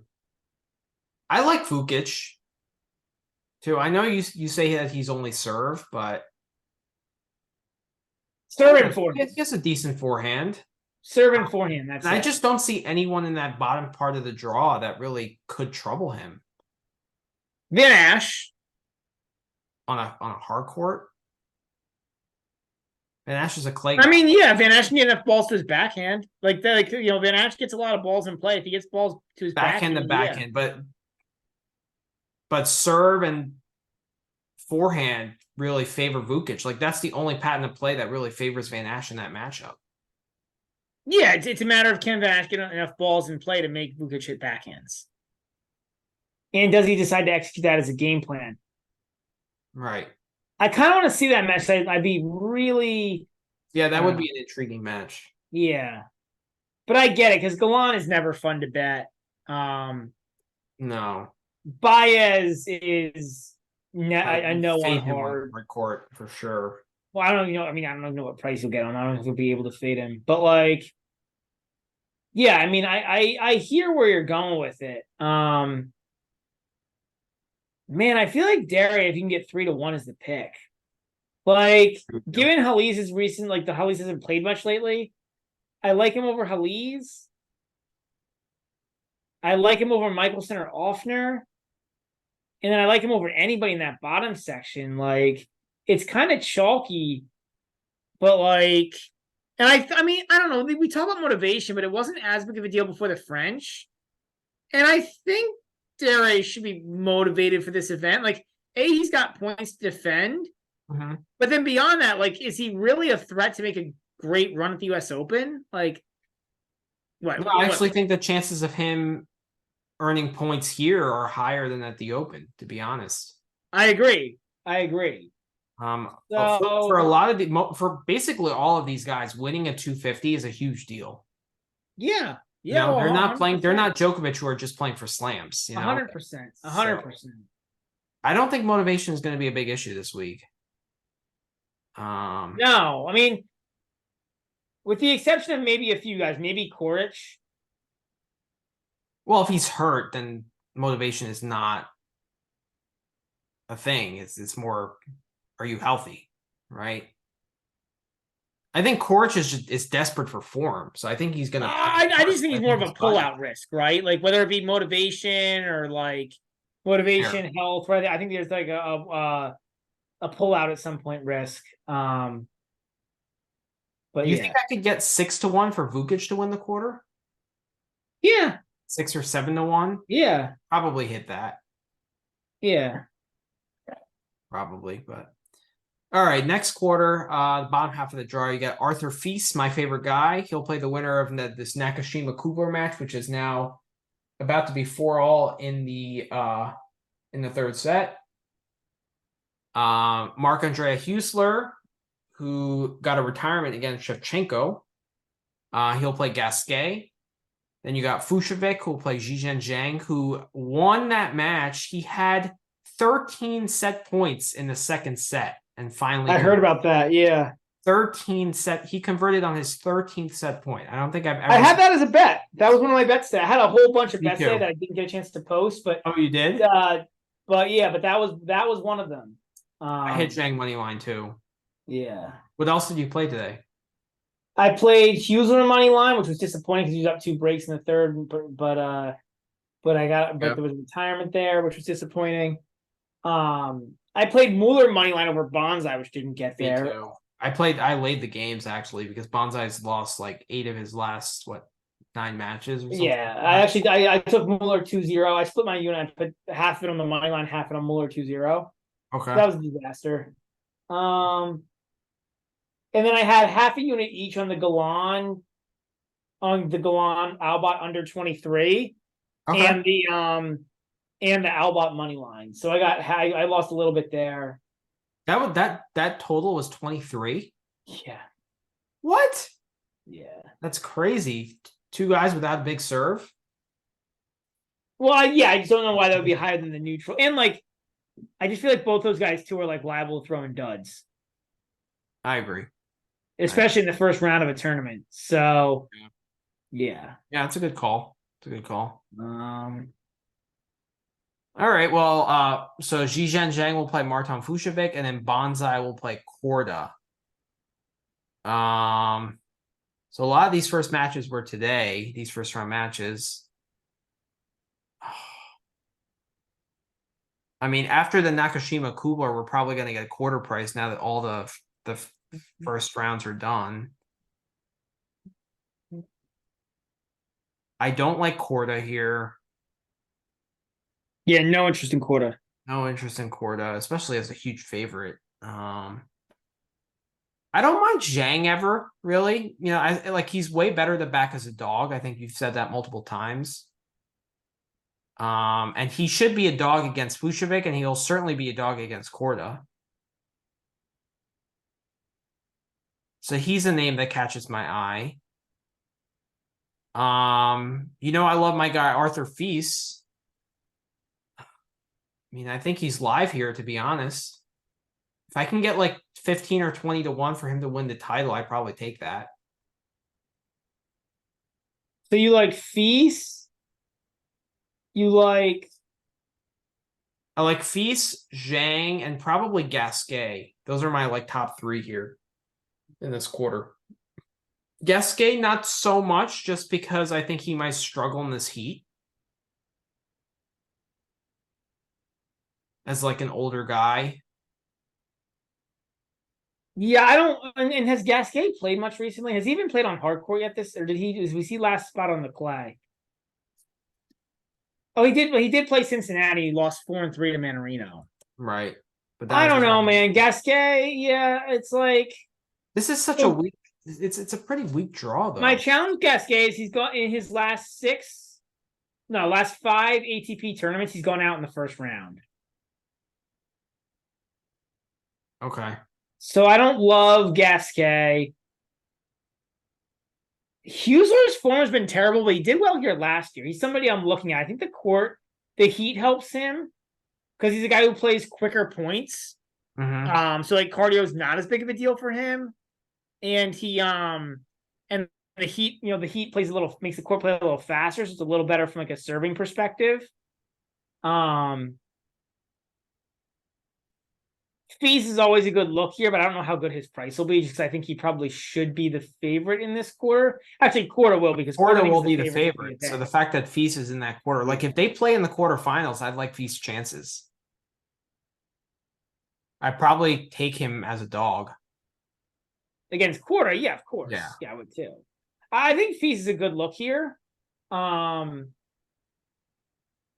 I want to see the price on Feast versus Huesler, because I know Huesler's form has been terrible lately, but I do think this plays pretty well for him. Okay. Zhang he's just such a dog or pass guy. And I don't love the matchup next round versus Fucsovics. Yeah, that's a good point. Fucsovics will get a lot of balls back and stuff. I mean, you never know how Fucsovics is really going to play, but like, I think Fucsovics is definitely a threat. I mean, I guess it depends on price again, right? Like, I think Zhang will be a dog though. Like Fucsovics, I mean, is that line even up? He should be a dog. Oh, it's up. So yeah, Fucsovics is minus 155, Zhang plus 130. Honestly, I'd probably hit the over there. Is the line 22.5? Yeah. Yes. But Fucsovics does play a lot of long matches. I feel like I don't know. I don't love that. Yeah, okay. When's the last time Fucsovics played?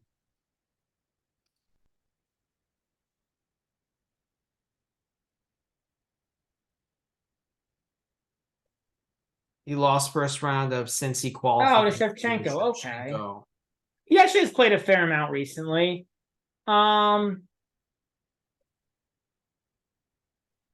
Yeah, I don't know. It's a tough call. But in terms of draw, I think that makes sense. We can go move to the last quarter. Lehechka plays the winner of Katov and Mitchell Kruger. Winner of Kepfer and Leshen plays Altmaier. Rusevori plays the winner of Purcell and Cecchinato. Greaseport plays the winner of Borges and Draper. I bet there's going to be a bunch of guys that you like here, Manny. I think he's going to be your favorite quarter. I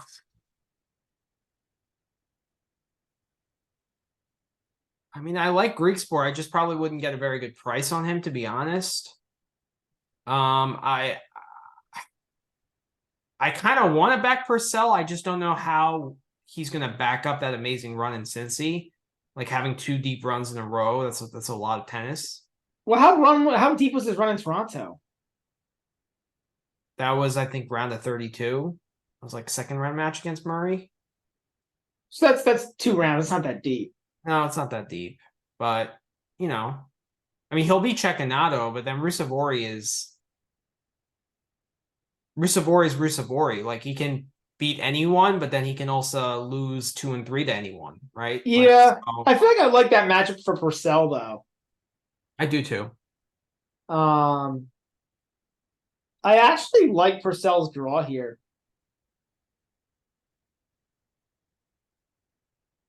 Yeah. We saw Evans. We saw Greek Sport really struggle against Evans. I'm not saying Purcell is Evans, but I do think their games are a little bit similar. Similar. Yeah, I would say similar as somebody's game can be to Max Purcell. I love Purcell against Draper. If it happens, if somehow Draper gets I through agree. Because Purcell's I actually like quite Purcell fit. against Bori. Nobody in that top part. I think Purcell's my look here, man. I just don't know how good the price is going to be. What price would you need to hit Purcell to win the quarter? 8 to 1?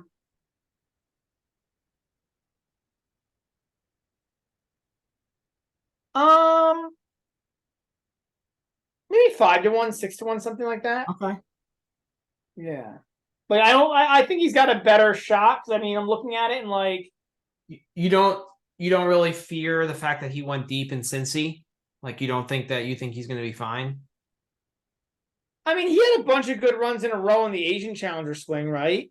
That's true. That's true. It's a good point. So I'm not like, Good point. and he didn't do that well in Toronto. Like if he did better in Toronto, I'd be concerned.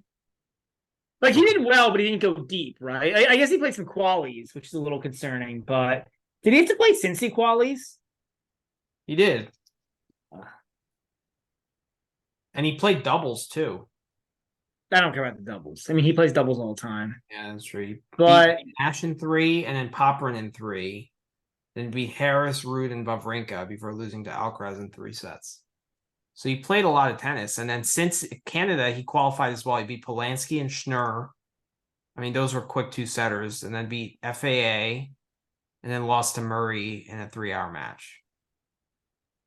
yeah, So he has played a lot of tennis. it is a little concerning. I mean, this is I might need more like 10 to 1. I think you need to adjust for that. You might need more like 10 to 1.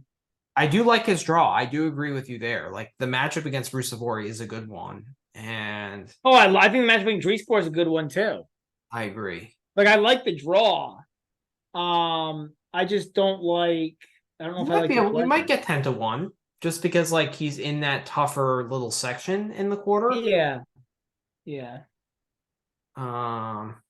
Because he should be Cecchinato. There's no excuse for him to lose Cecchinato. Yeah, no, it's not even worth talking about. Yeah.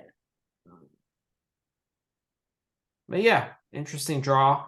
We'll definitely post our future picks once prices up. It's a little tough to talk about without prices. I agree. It is. I'm trying to see if I can definitely. And now we're a Twitter Blue member, so we'll be able to kind of write, give a little bit longer explanations on our picks on Twitter. So I know Brad loves to do his like long write-ups on the blog. I like doing kind of like short to medium write-ups. So that's where the Twitter Blue comes in handy. So All right, you want to do individual matches? Yeah, I'm trying to see if I can find some sort of if I can find anything on yeah, I can't really find anything. It's a shame. Um Yeah, I don't think the lines will be up on futures. no, they won't. You're right, you're right. Yeah, not on any website. So yeah, there's not many features on. So all right, let's go to let's go to individual matches. That's fine. Okay, sounds good. So first match is Facundo Diaz Acosta against Quentin Halis. Halis is a 4-game favorite, minus 425 on the money line. Diaz Acosta is plus 325. Over under is 22.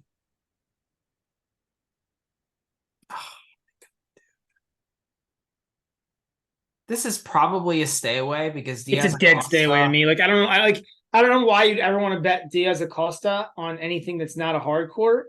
And I Not don't a know clay why court you would movie. bet Halise when he's only played one match in 2 months. I agree. Okay, we can move on. Have you seen these lines, by the way, or no? I've seen most of them. You've seen? I have not. So you want to play guess the lines? Yeah, we play against the lines. That's cool. Yeah. All right. Let me So just get set up.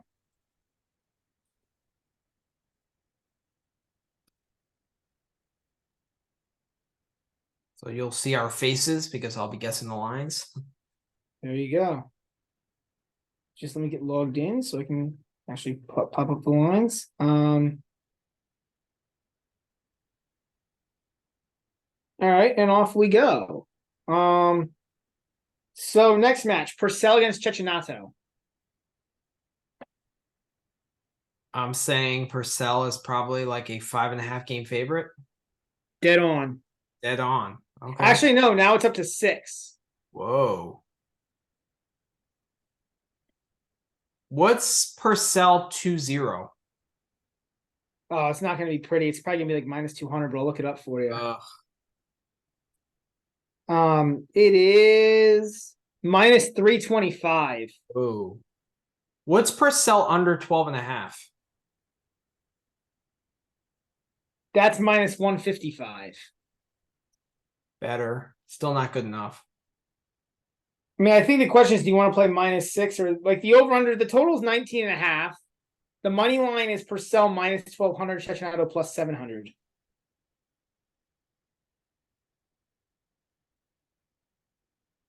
The line is accurately set. Plus, I don't know how Purcell is gonna kind of react after that deep run in Cincy. I kind of want to see a match before I really back him.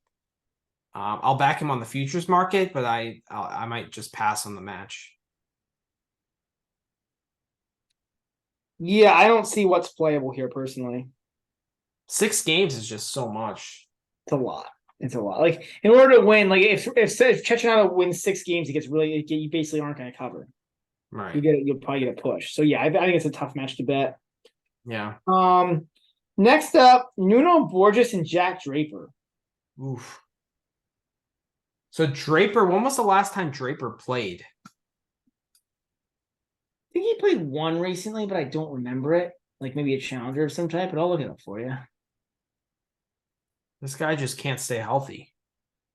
Yeah. He played a Winnipeg Challenger, lost to Arthur. He won the Winnipeg Challenger. No, he didn't win it. Sorry. Somebody else won it. That's another conversation. He lost to Arthur Cazal, or Cazal. I don't even know how to say it in the quarters. 3-3. That's not a good loss. And then didn't Borges do really well in that like Challenger 175, like during Indian Wells, like earlier this year? I mean, Borges has some decent results. I don't know about recently, but like recently, Borges has lost his last 5, including his last 4 in the first round. So it hasn't been win that Phoenix Challenger matches back in March. It's just a long time ago. Yeah, he won the Phoenix Challenger, the 175. Yeah. In terms of a line, I probably say Draper is like a 3-game favorite. Yeah, you're dead on. 3.5. Okay.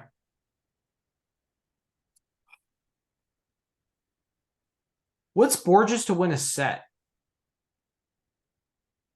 Oh, so before we get there, Borges, the money line is plus 210 for Borges, minus 260 for Draper.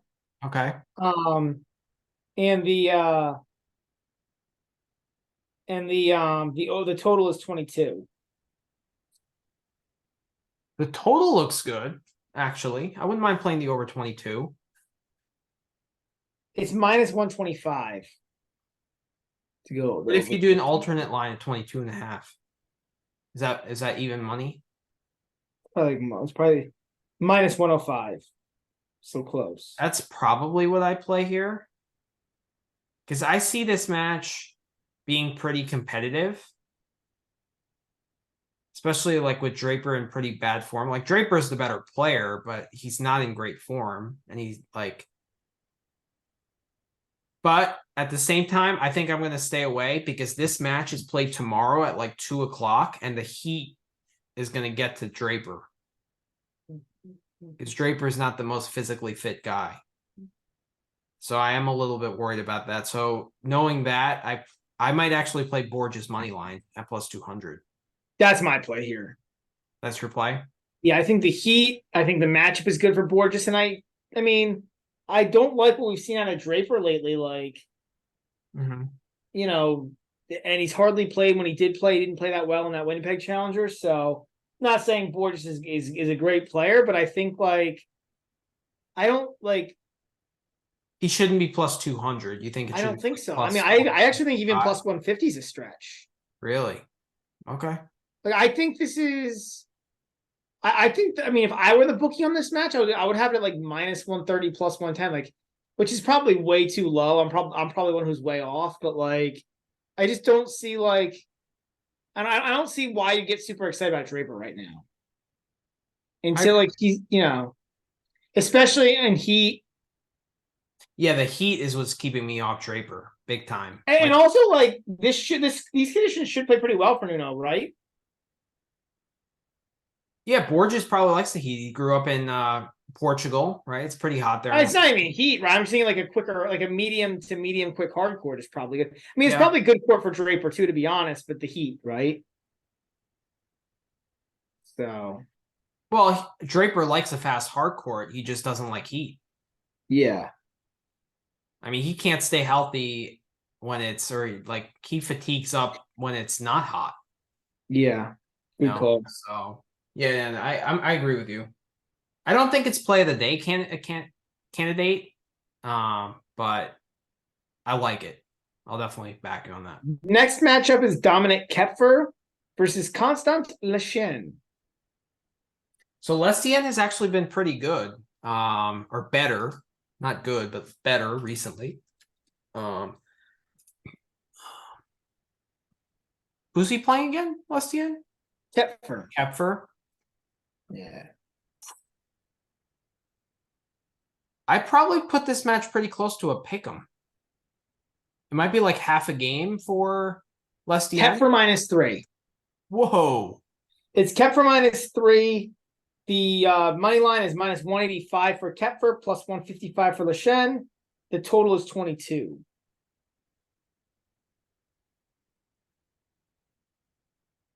See, I like Lestien in this matchup. The only thing that gives me a reason to pause is the heat. Like I think the heat is advantage Kepfer. I agree. That being said, I mean, Lestien just won a challenger in Palo Alto. He beat Borna Gojo, Emilio Nava in the final. Got a walkover against Watanuki. But he did win the event. So he's coming off 5 wins in a row.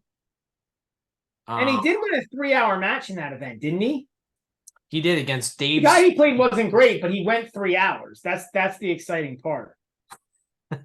That's exciting. No, I mean it is, right? Like being honest, like I just want to see him show that he can do that. And I don't care if he wins a tiebreak against Fridman. Like if he goes 3 hours, I'm happy if he wins a third set tiebreak. Okay. What's your play here?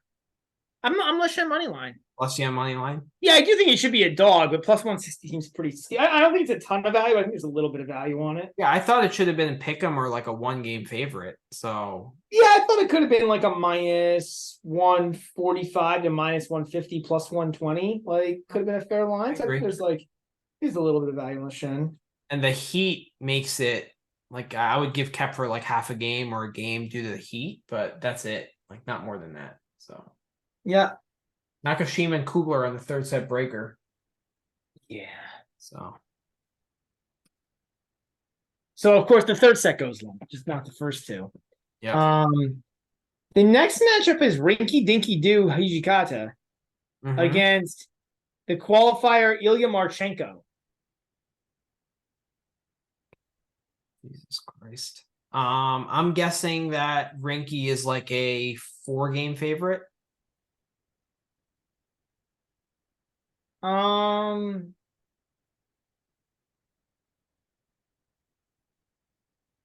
Two at -1. Yeah, two.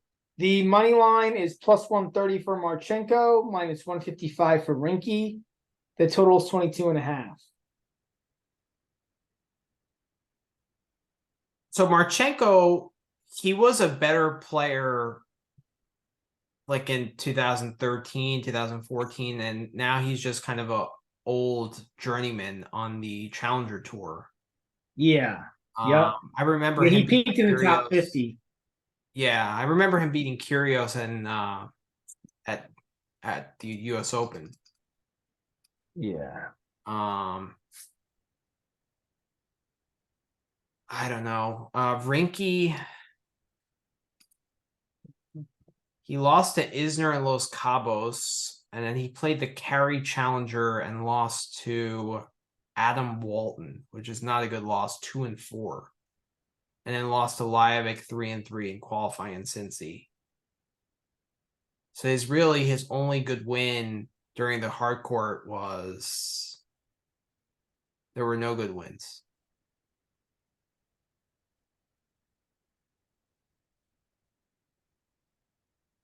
That being said, I mean, Marchenko, did he qualified though, right? He did, yeah.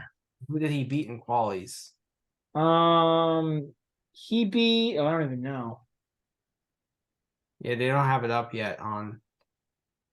But you know, Marchenko just won a challenger on hard in Salinas. So Marchenko beat Omni Kumar. Okay. And I'm trying to look at the other guy he beat.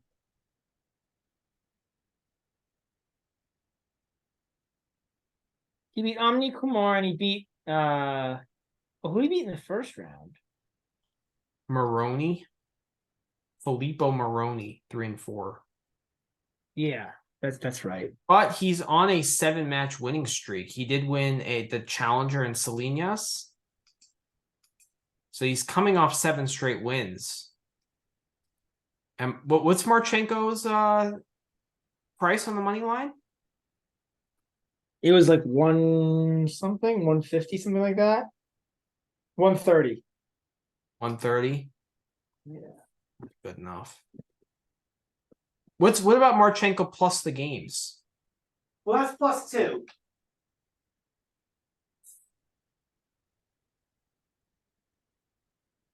You know, I think it's well set. I'm going to stay away here. Yeah, I'm on the same boat. Yeah, I think it's well set. I agree. Yeah, I can't get into this match. Next up is Pavel Kotov,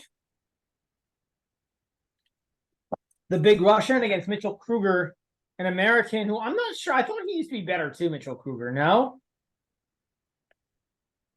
I haven't seen much of him, to be honest. I guess he peaked in the 130s. He's almost 30 now. He's another challenger veteran. Who's not quite good enough to get into US Open qualies. So now he's playing the qualies for this, and he got through. But Kotov's more of a clay guy, no? He is. I don't even know what they're going to set the line at here. It's probably Kotov -2 or -3. It's Kotov minus half a game. Whoa. The money line is -120. Kruger can get even money. Totals 22.5.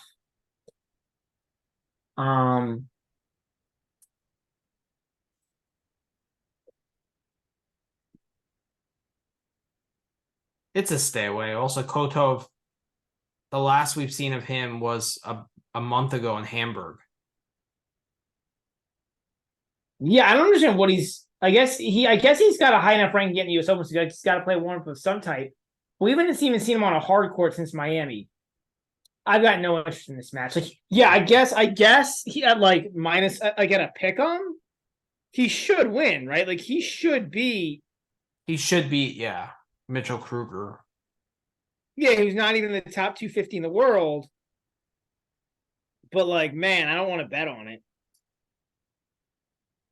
I'm just pulling up the lines again. I kind of lost my spot. Kotov did qualify for the US Open last year, so I mean he can play on hard.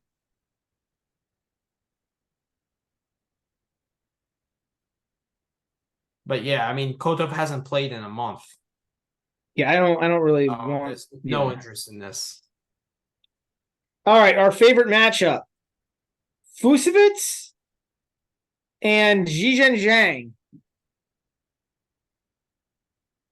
We saw the line there. It was like Fushevik -2, and he was like -155. Right. Right.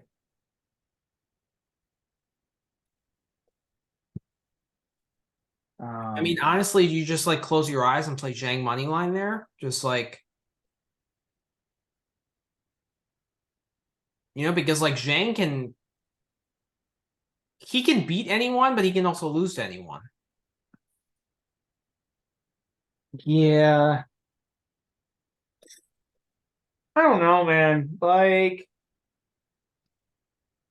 yeah, I think I can get behind that. Like,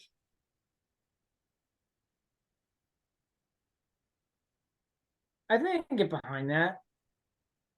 Mm-hmm. But man, Zhang just, I mean, we kind of dump on like Zhang, like he lost second round of qualies to Fees, right? Mm-hmm. And he lost of Cincinnati in the first round. He beat Cressy. I don't know. Like, that's probably pretty close to right. Because like Fusevitz will also get a few more balls back, maybe if he's playing. Like, this just seems like a messy match to bet. The under might not be a terrible play here. I feel like Fusevitz throws in some duds. Yeah, but if he decides to compete, it can easily go over. Yeah. But is this ever going over in 2 sets?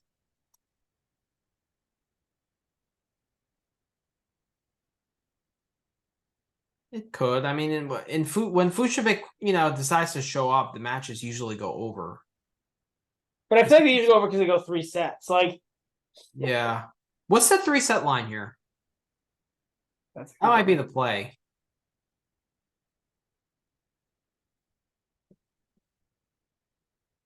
Plus 130. I can't do it, man. Fusevich duds too much. Like, if anything, I'm actually tempted to go the under. The last time Fusevich played a 3-set match, or played 2 sets that went over 23 games, was Lyon, where he beat Baez 6-4, 7-6. That's like 18 matches ago. Oh, that was when Fushevik asked Baez how old he was? Yep.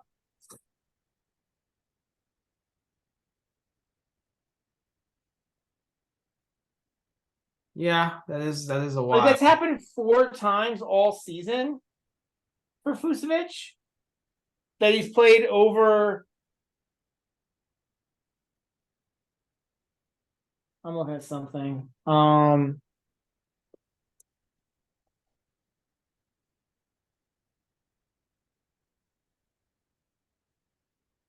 you're saying that like he just rarely has 2-set overs?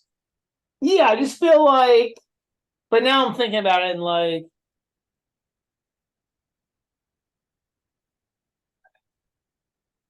I don't know. But with the 3 set line being so close, like, there's a decent enough chance it goes. Yeah, I don't know, man. Well, yeah, I don't know. Because I think there could be a set where Fushevik is just too steady for Zhang, right? And just beats him. But then I also think that there is a chance that like Zhang catches fire for a few games and Fujovic has no answers. Yeah, I think. So I think the 3-set line is the way to play it. Like it's not worth it's not good playing the over here just because of the chance of a 2-set.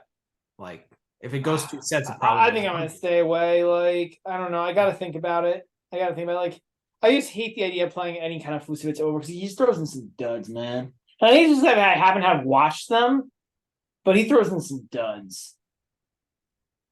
I mean, he lost to Medvedev in Wimbledon in 3 sets. That wasn't a dud. He did lose to Terrence Atmani in a Segovia Challenger. I mean, but that was 3 and 6. It's not like he lost at 2 and He 1. lost to Shevchenko in straights. Like, Yeah, I mean, he can lose, but like he'll still compete. yeah, I think I'm remembering like the one time he didn't in Davis Cup against Hugo Humbert, and I'm still angry. Yeah, yeah, that's. I don't think. Yeah, you're right. I think I'm overstating. I don't think that's actually true. Um. Yeah, given that I might go the 3-set line here, I'm cool with that. Okay. Not play of the day worthy, but I think it's the best play. Yeah, yeah, I think so. All right, what's the next match? Um, Next match is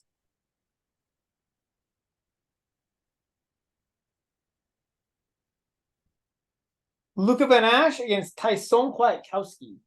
I know nothing about Tyson Kwiatkowski. Yeah, me neither. I mean, Van Ash He is a 28-year-old, so another challenger veteran. Okay. Currently ranked 497, but that's mostly because he was injured. Before that, he was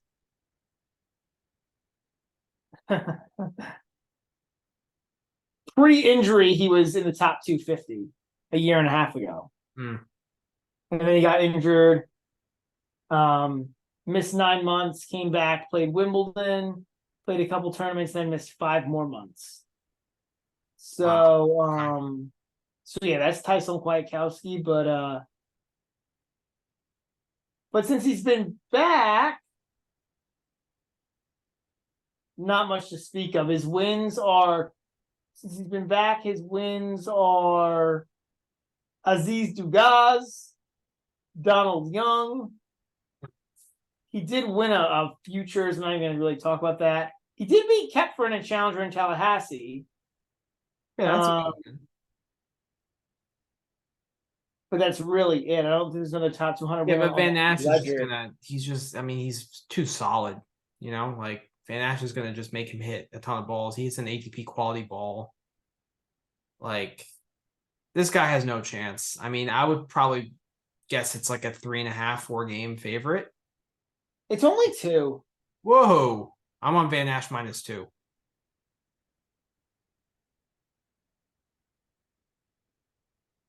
Yeah, I'm on Van Ash -2 as well. I've got no issues there. Van Ash is a guy that like he's a professional. He's just gonna make a ton of balls. You know, good quality ATP quality balls. Like that's what he does, right? And like if they get into backhand to backhand exchanges, like you're just gonna redirect the ball and just outsteady him. I agree. Two games is just it's not that much. I agree. I'm going to go on. And the other thing is, like, Van Ash did lose in Cincy, but he lost to Purcell in 3 sets. That's not a bad loss. No. I'll take Van Ash and lay the 2. Yeah. And also, if you're a guy that gets injured a lot, I mean, the guy, and you have some physical issues, you don't want to play Luka Van Ash. He's like the Yeah. last guy you want to play. Michael Emo and Darian King is the next match. Uh,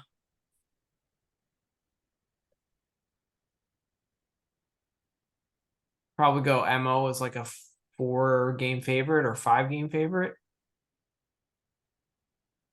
That much. Yeah, Emo's a 4.5 game favorite, man. Who is this king character? He's 570 in the world. He's from Bermuda. Or Barbados? Or is Oh, it Bermuda? Barbados. I'm sorry. He did have Yeah. a decent run in the Winnipeg Challenger. He qualified. He beat Pekatich, Braden Schnurr, and Bonsai.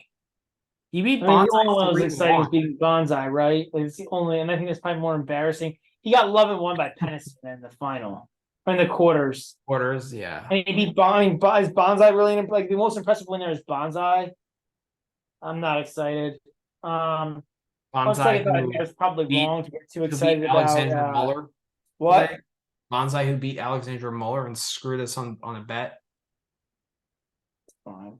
It's a Yeah. one-time thing. Yeah, I mean, Emo's been decent the past few months, man. Like when he stays healthy, he's pretty fun to watch.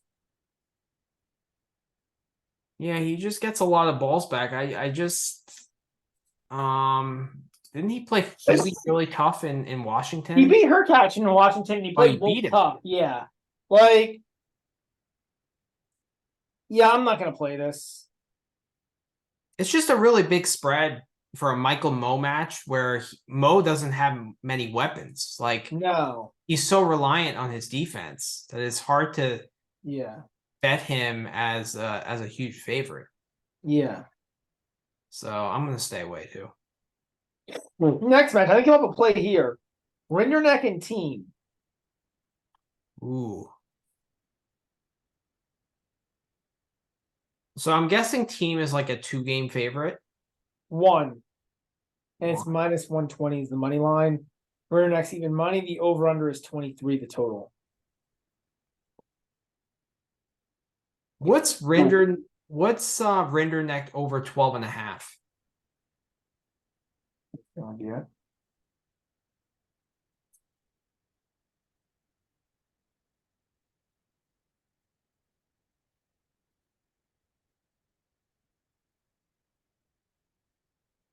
Is it there? It's minus 115. Ew.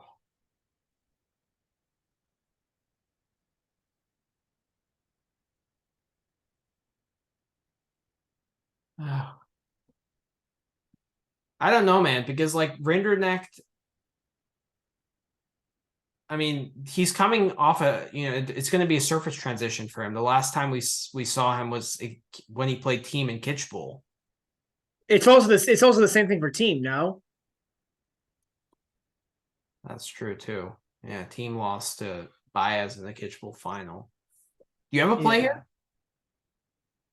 I think I'm gonna go Rinderneck, man. I got him at plus 110 earlier, but I think I'm gonna go with that. I don't hate it even money, even like. So it was a really close match when they played on Team's favorite surface in Team's home country. Like that's not enough to flip. Like flipping surfaces and flipping countries isn't enough to give Rinderneck an edge. I think it is.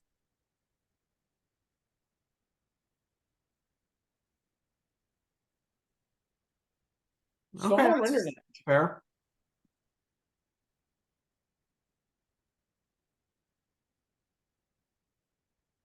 So what is the Rinderneck money line again now?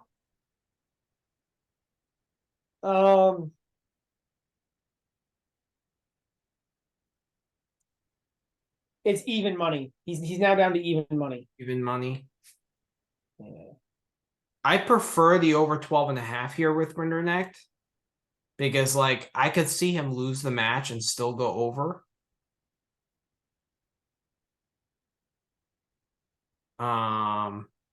Go over the 12.5. Yeah, I don't hate the Rinderneck go over 12. I mean, I don't know, man. Like normally I would never play this, but I think I'll probably see if there's anything else out about this match. But I think I like Rinderneck here at the even money, man. Like I just think I think he should be better on like Team hasn't done well on quick surfaces in a while, right? So yeah, how did Team do?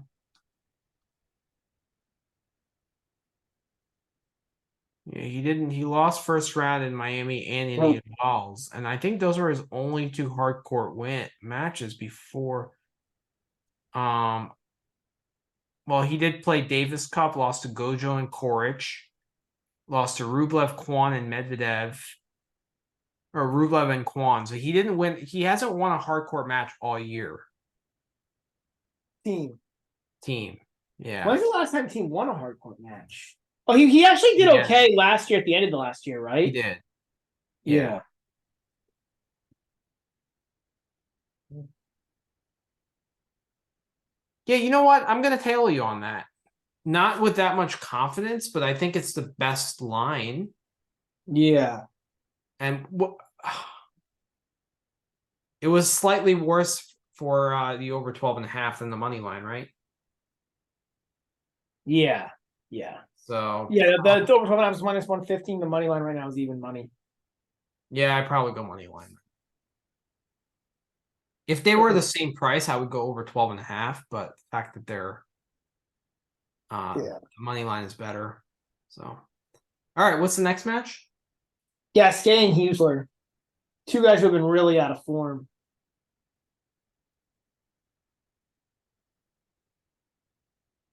I'm guessing like it's probably a pick 'em. It's a pure pick 'em. Both guys are minus 115. Oh no, actually this has changed.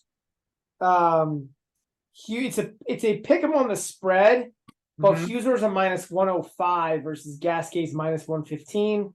The total is 23.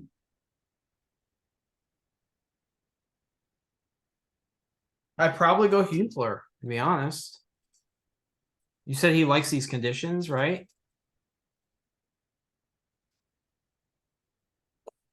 If this match is being played tomorrow night at 8 p.m. So it's not gonna be like light. And it'll be a little cooler and it'll cool down as the match goes on. Mhm. He made the semis here last year, Husler. He did, but he also had lost his last. He had won one out of his last five, and counting, one out of his last six, counting Wimbledon, before coming here and winning today, and then with retirement. Gasquet hasn't been any better though. Gasquet's lost his last five, I think, tour level matches. Mm-hmm. So it's just two guys who are really struggling to find anything. Well, that's probably why it's a pure pick 'em. Yeah.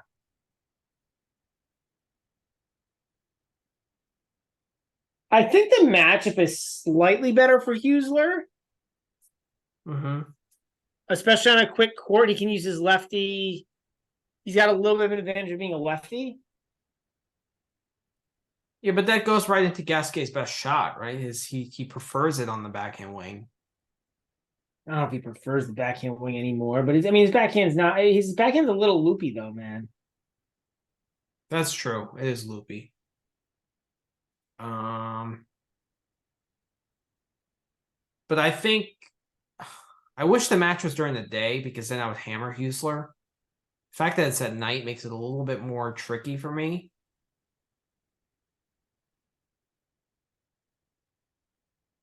Just because I think Gasquet would just prefer it to be on slower conditions, whereas Husler would prefer quicker Yep. conditions. Yep.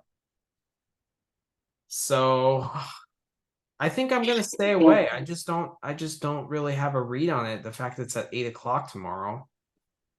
Like it's a night match. Yeah. I don't know that I have a read either. Yeah, it's tough. It's tough. All right, what's the next match? But it's the last one. This one isn't until Tuesday. Bonsai and Seb Korda.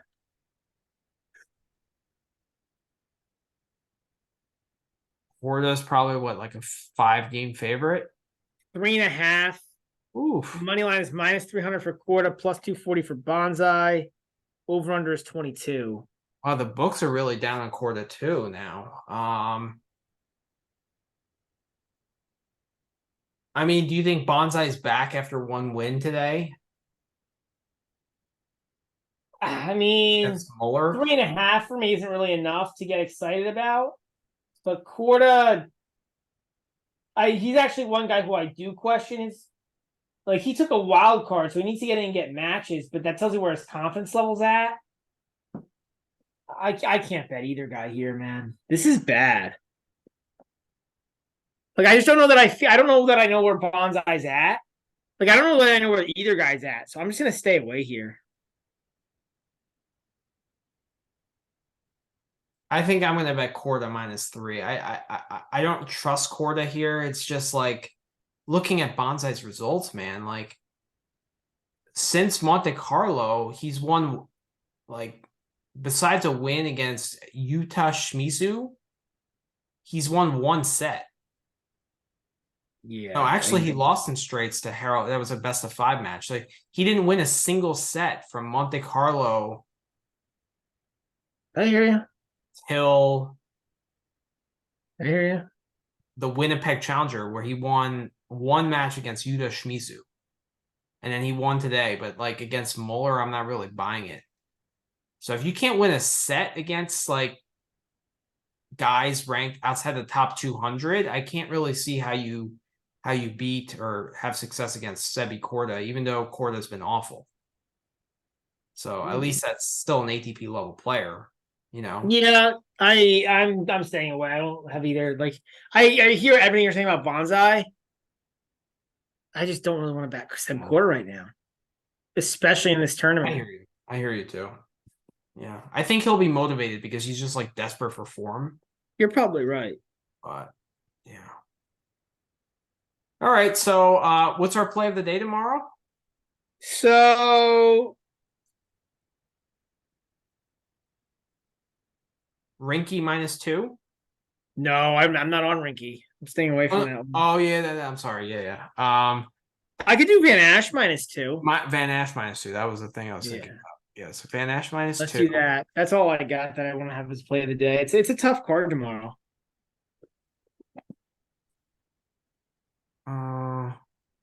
Borges money line Sure. If you want to put that in, sure. Yeah. +210. Yeah, if you want to put that in. Actually, I prefer that. I would rather, if we're gonna have one play of the day, let's make that the play of the day.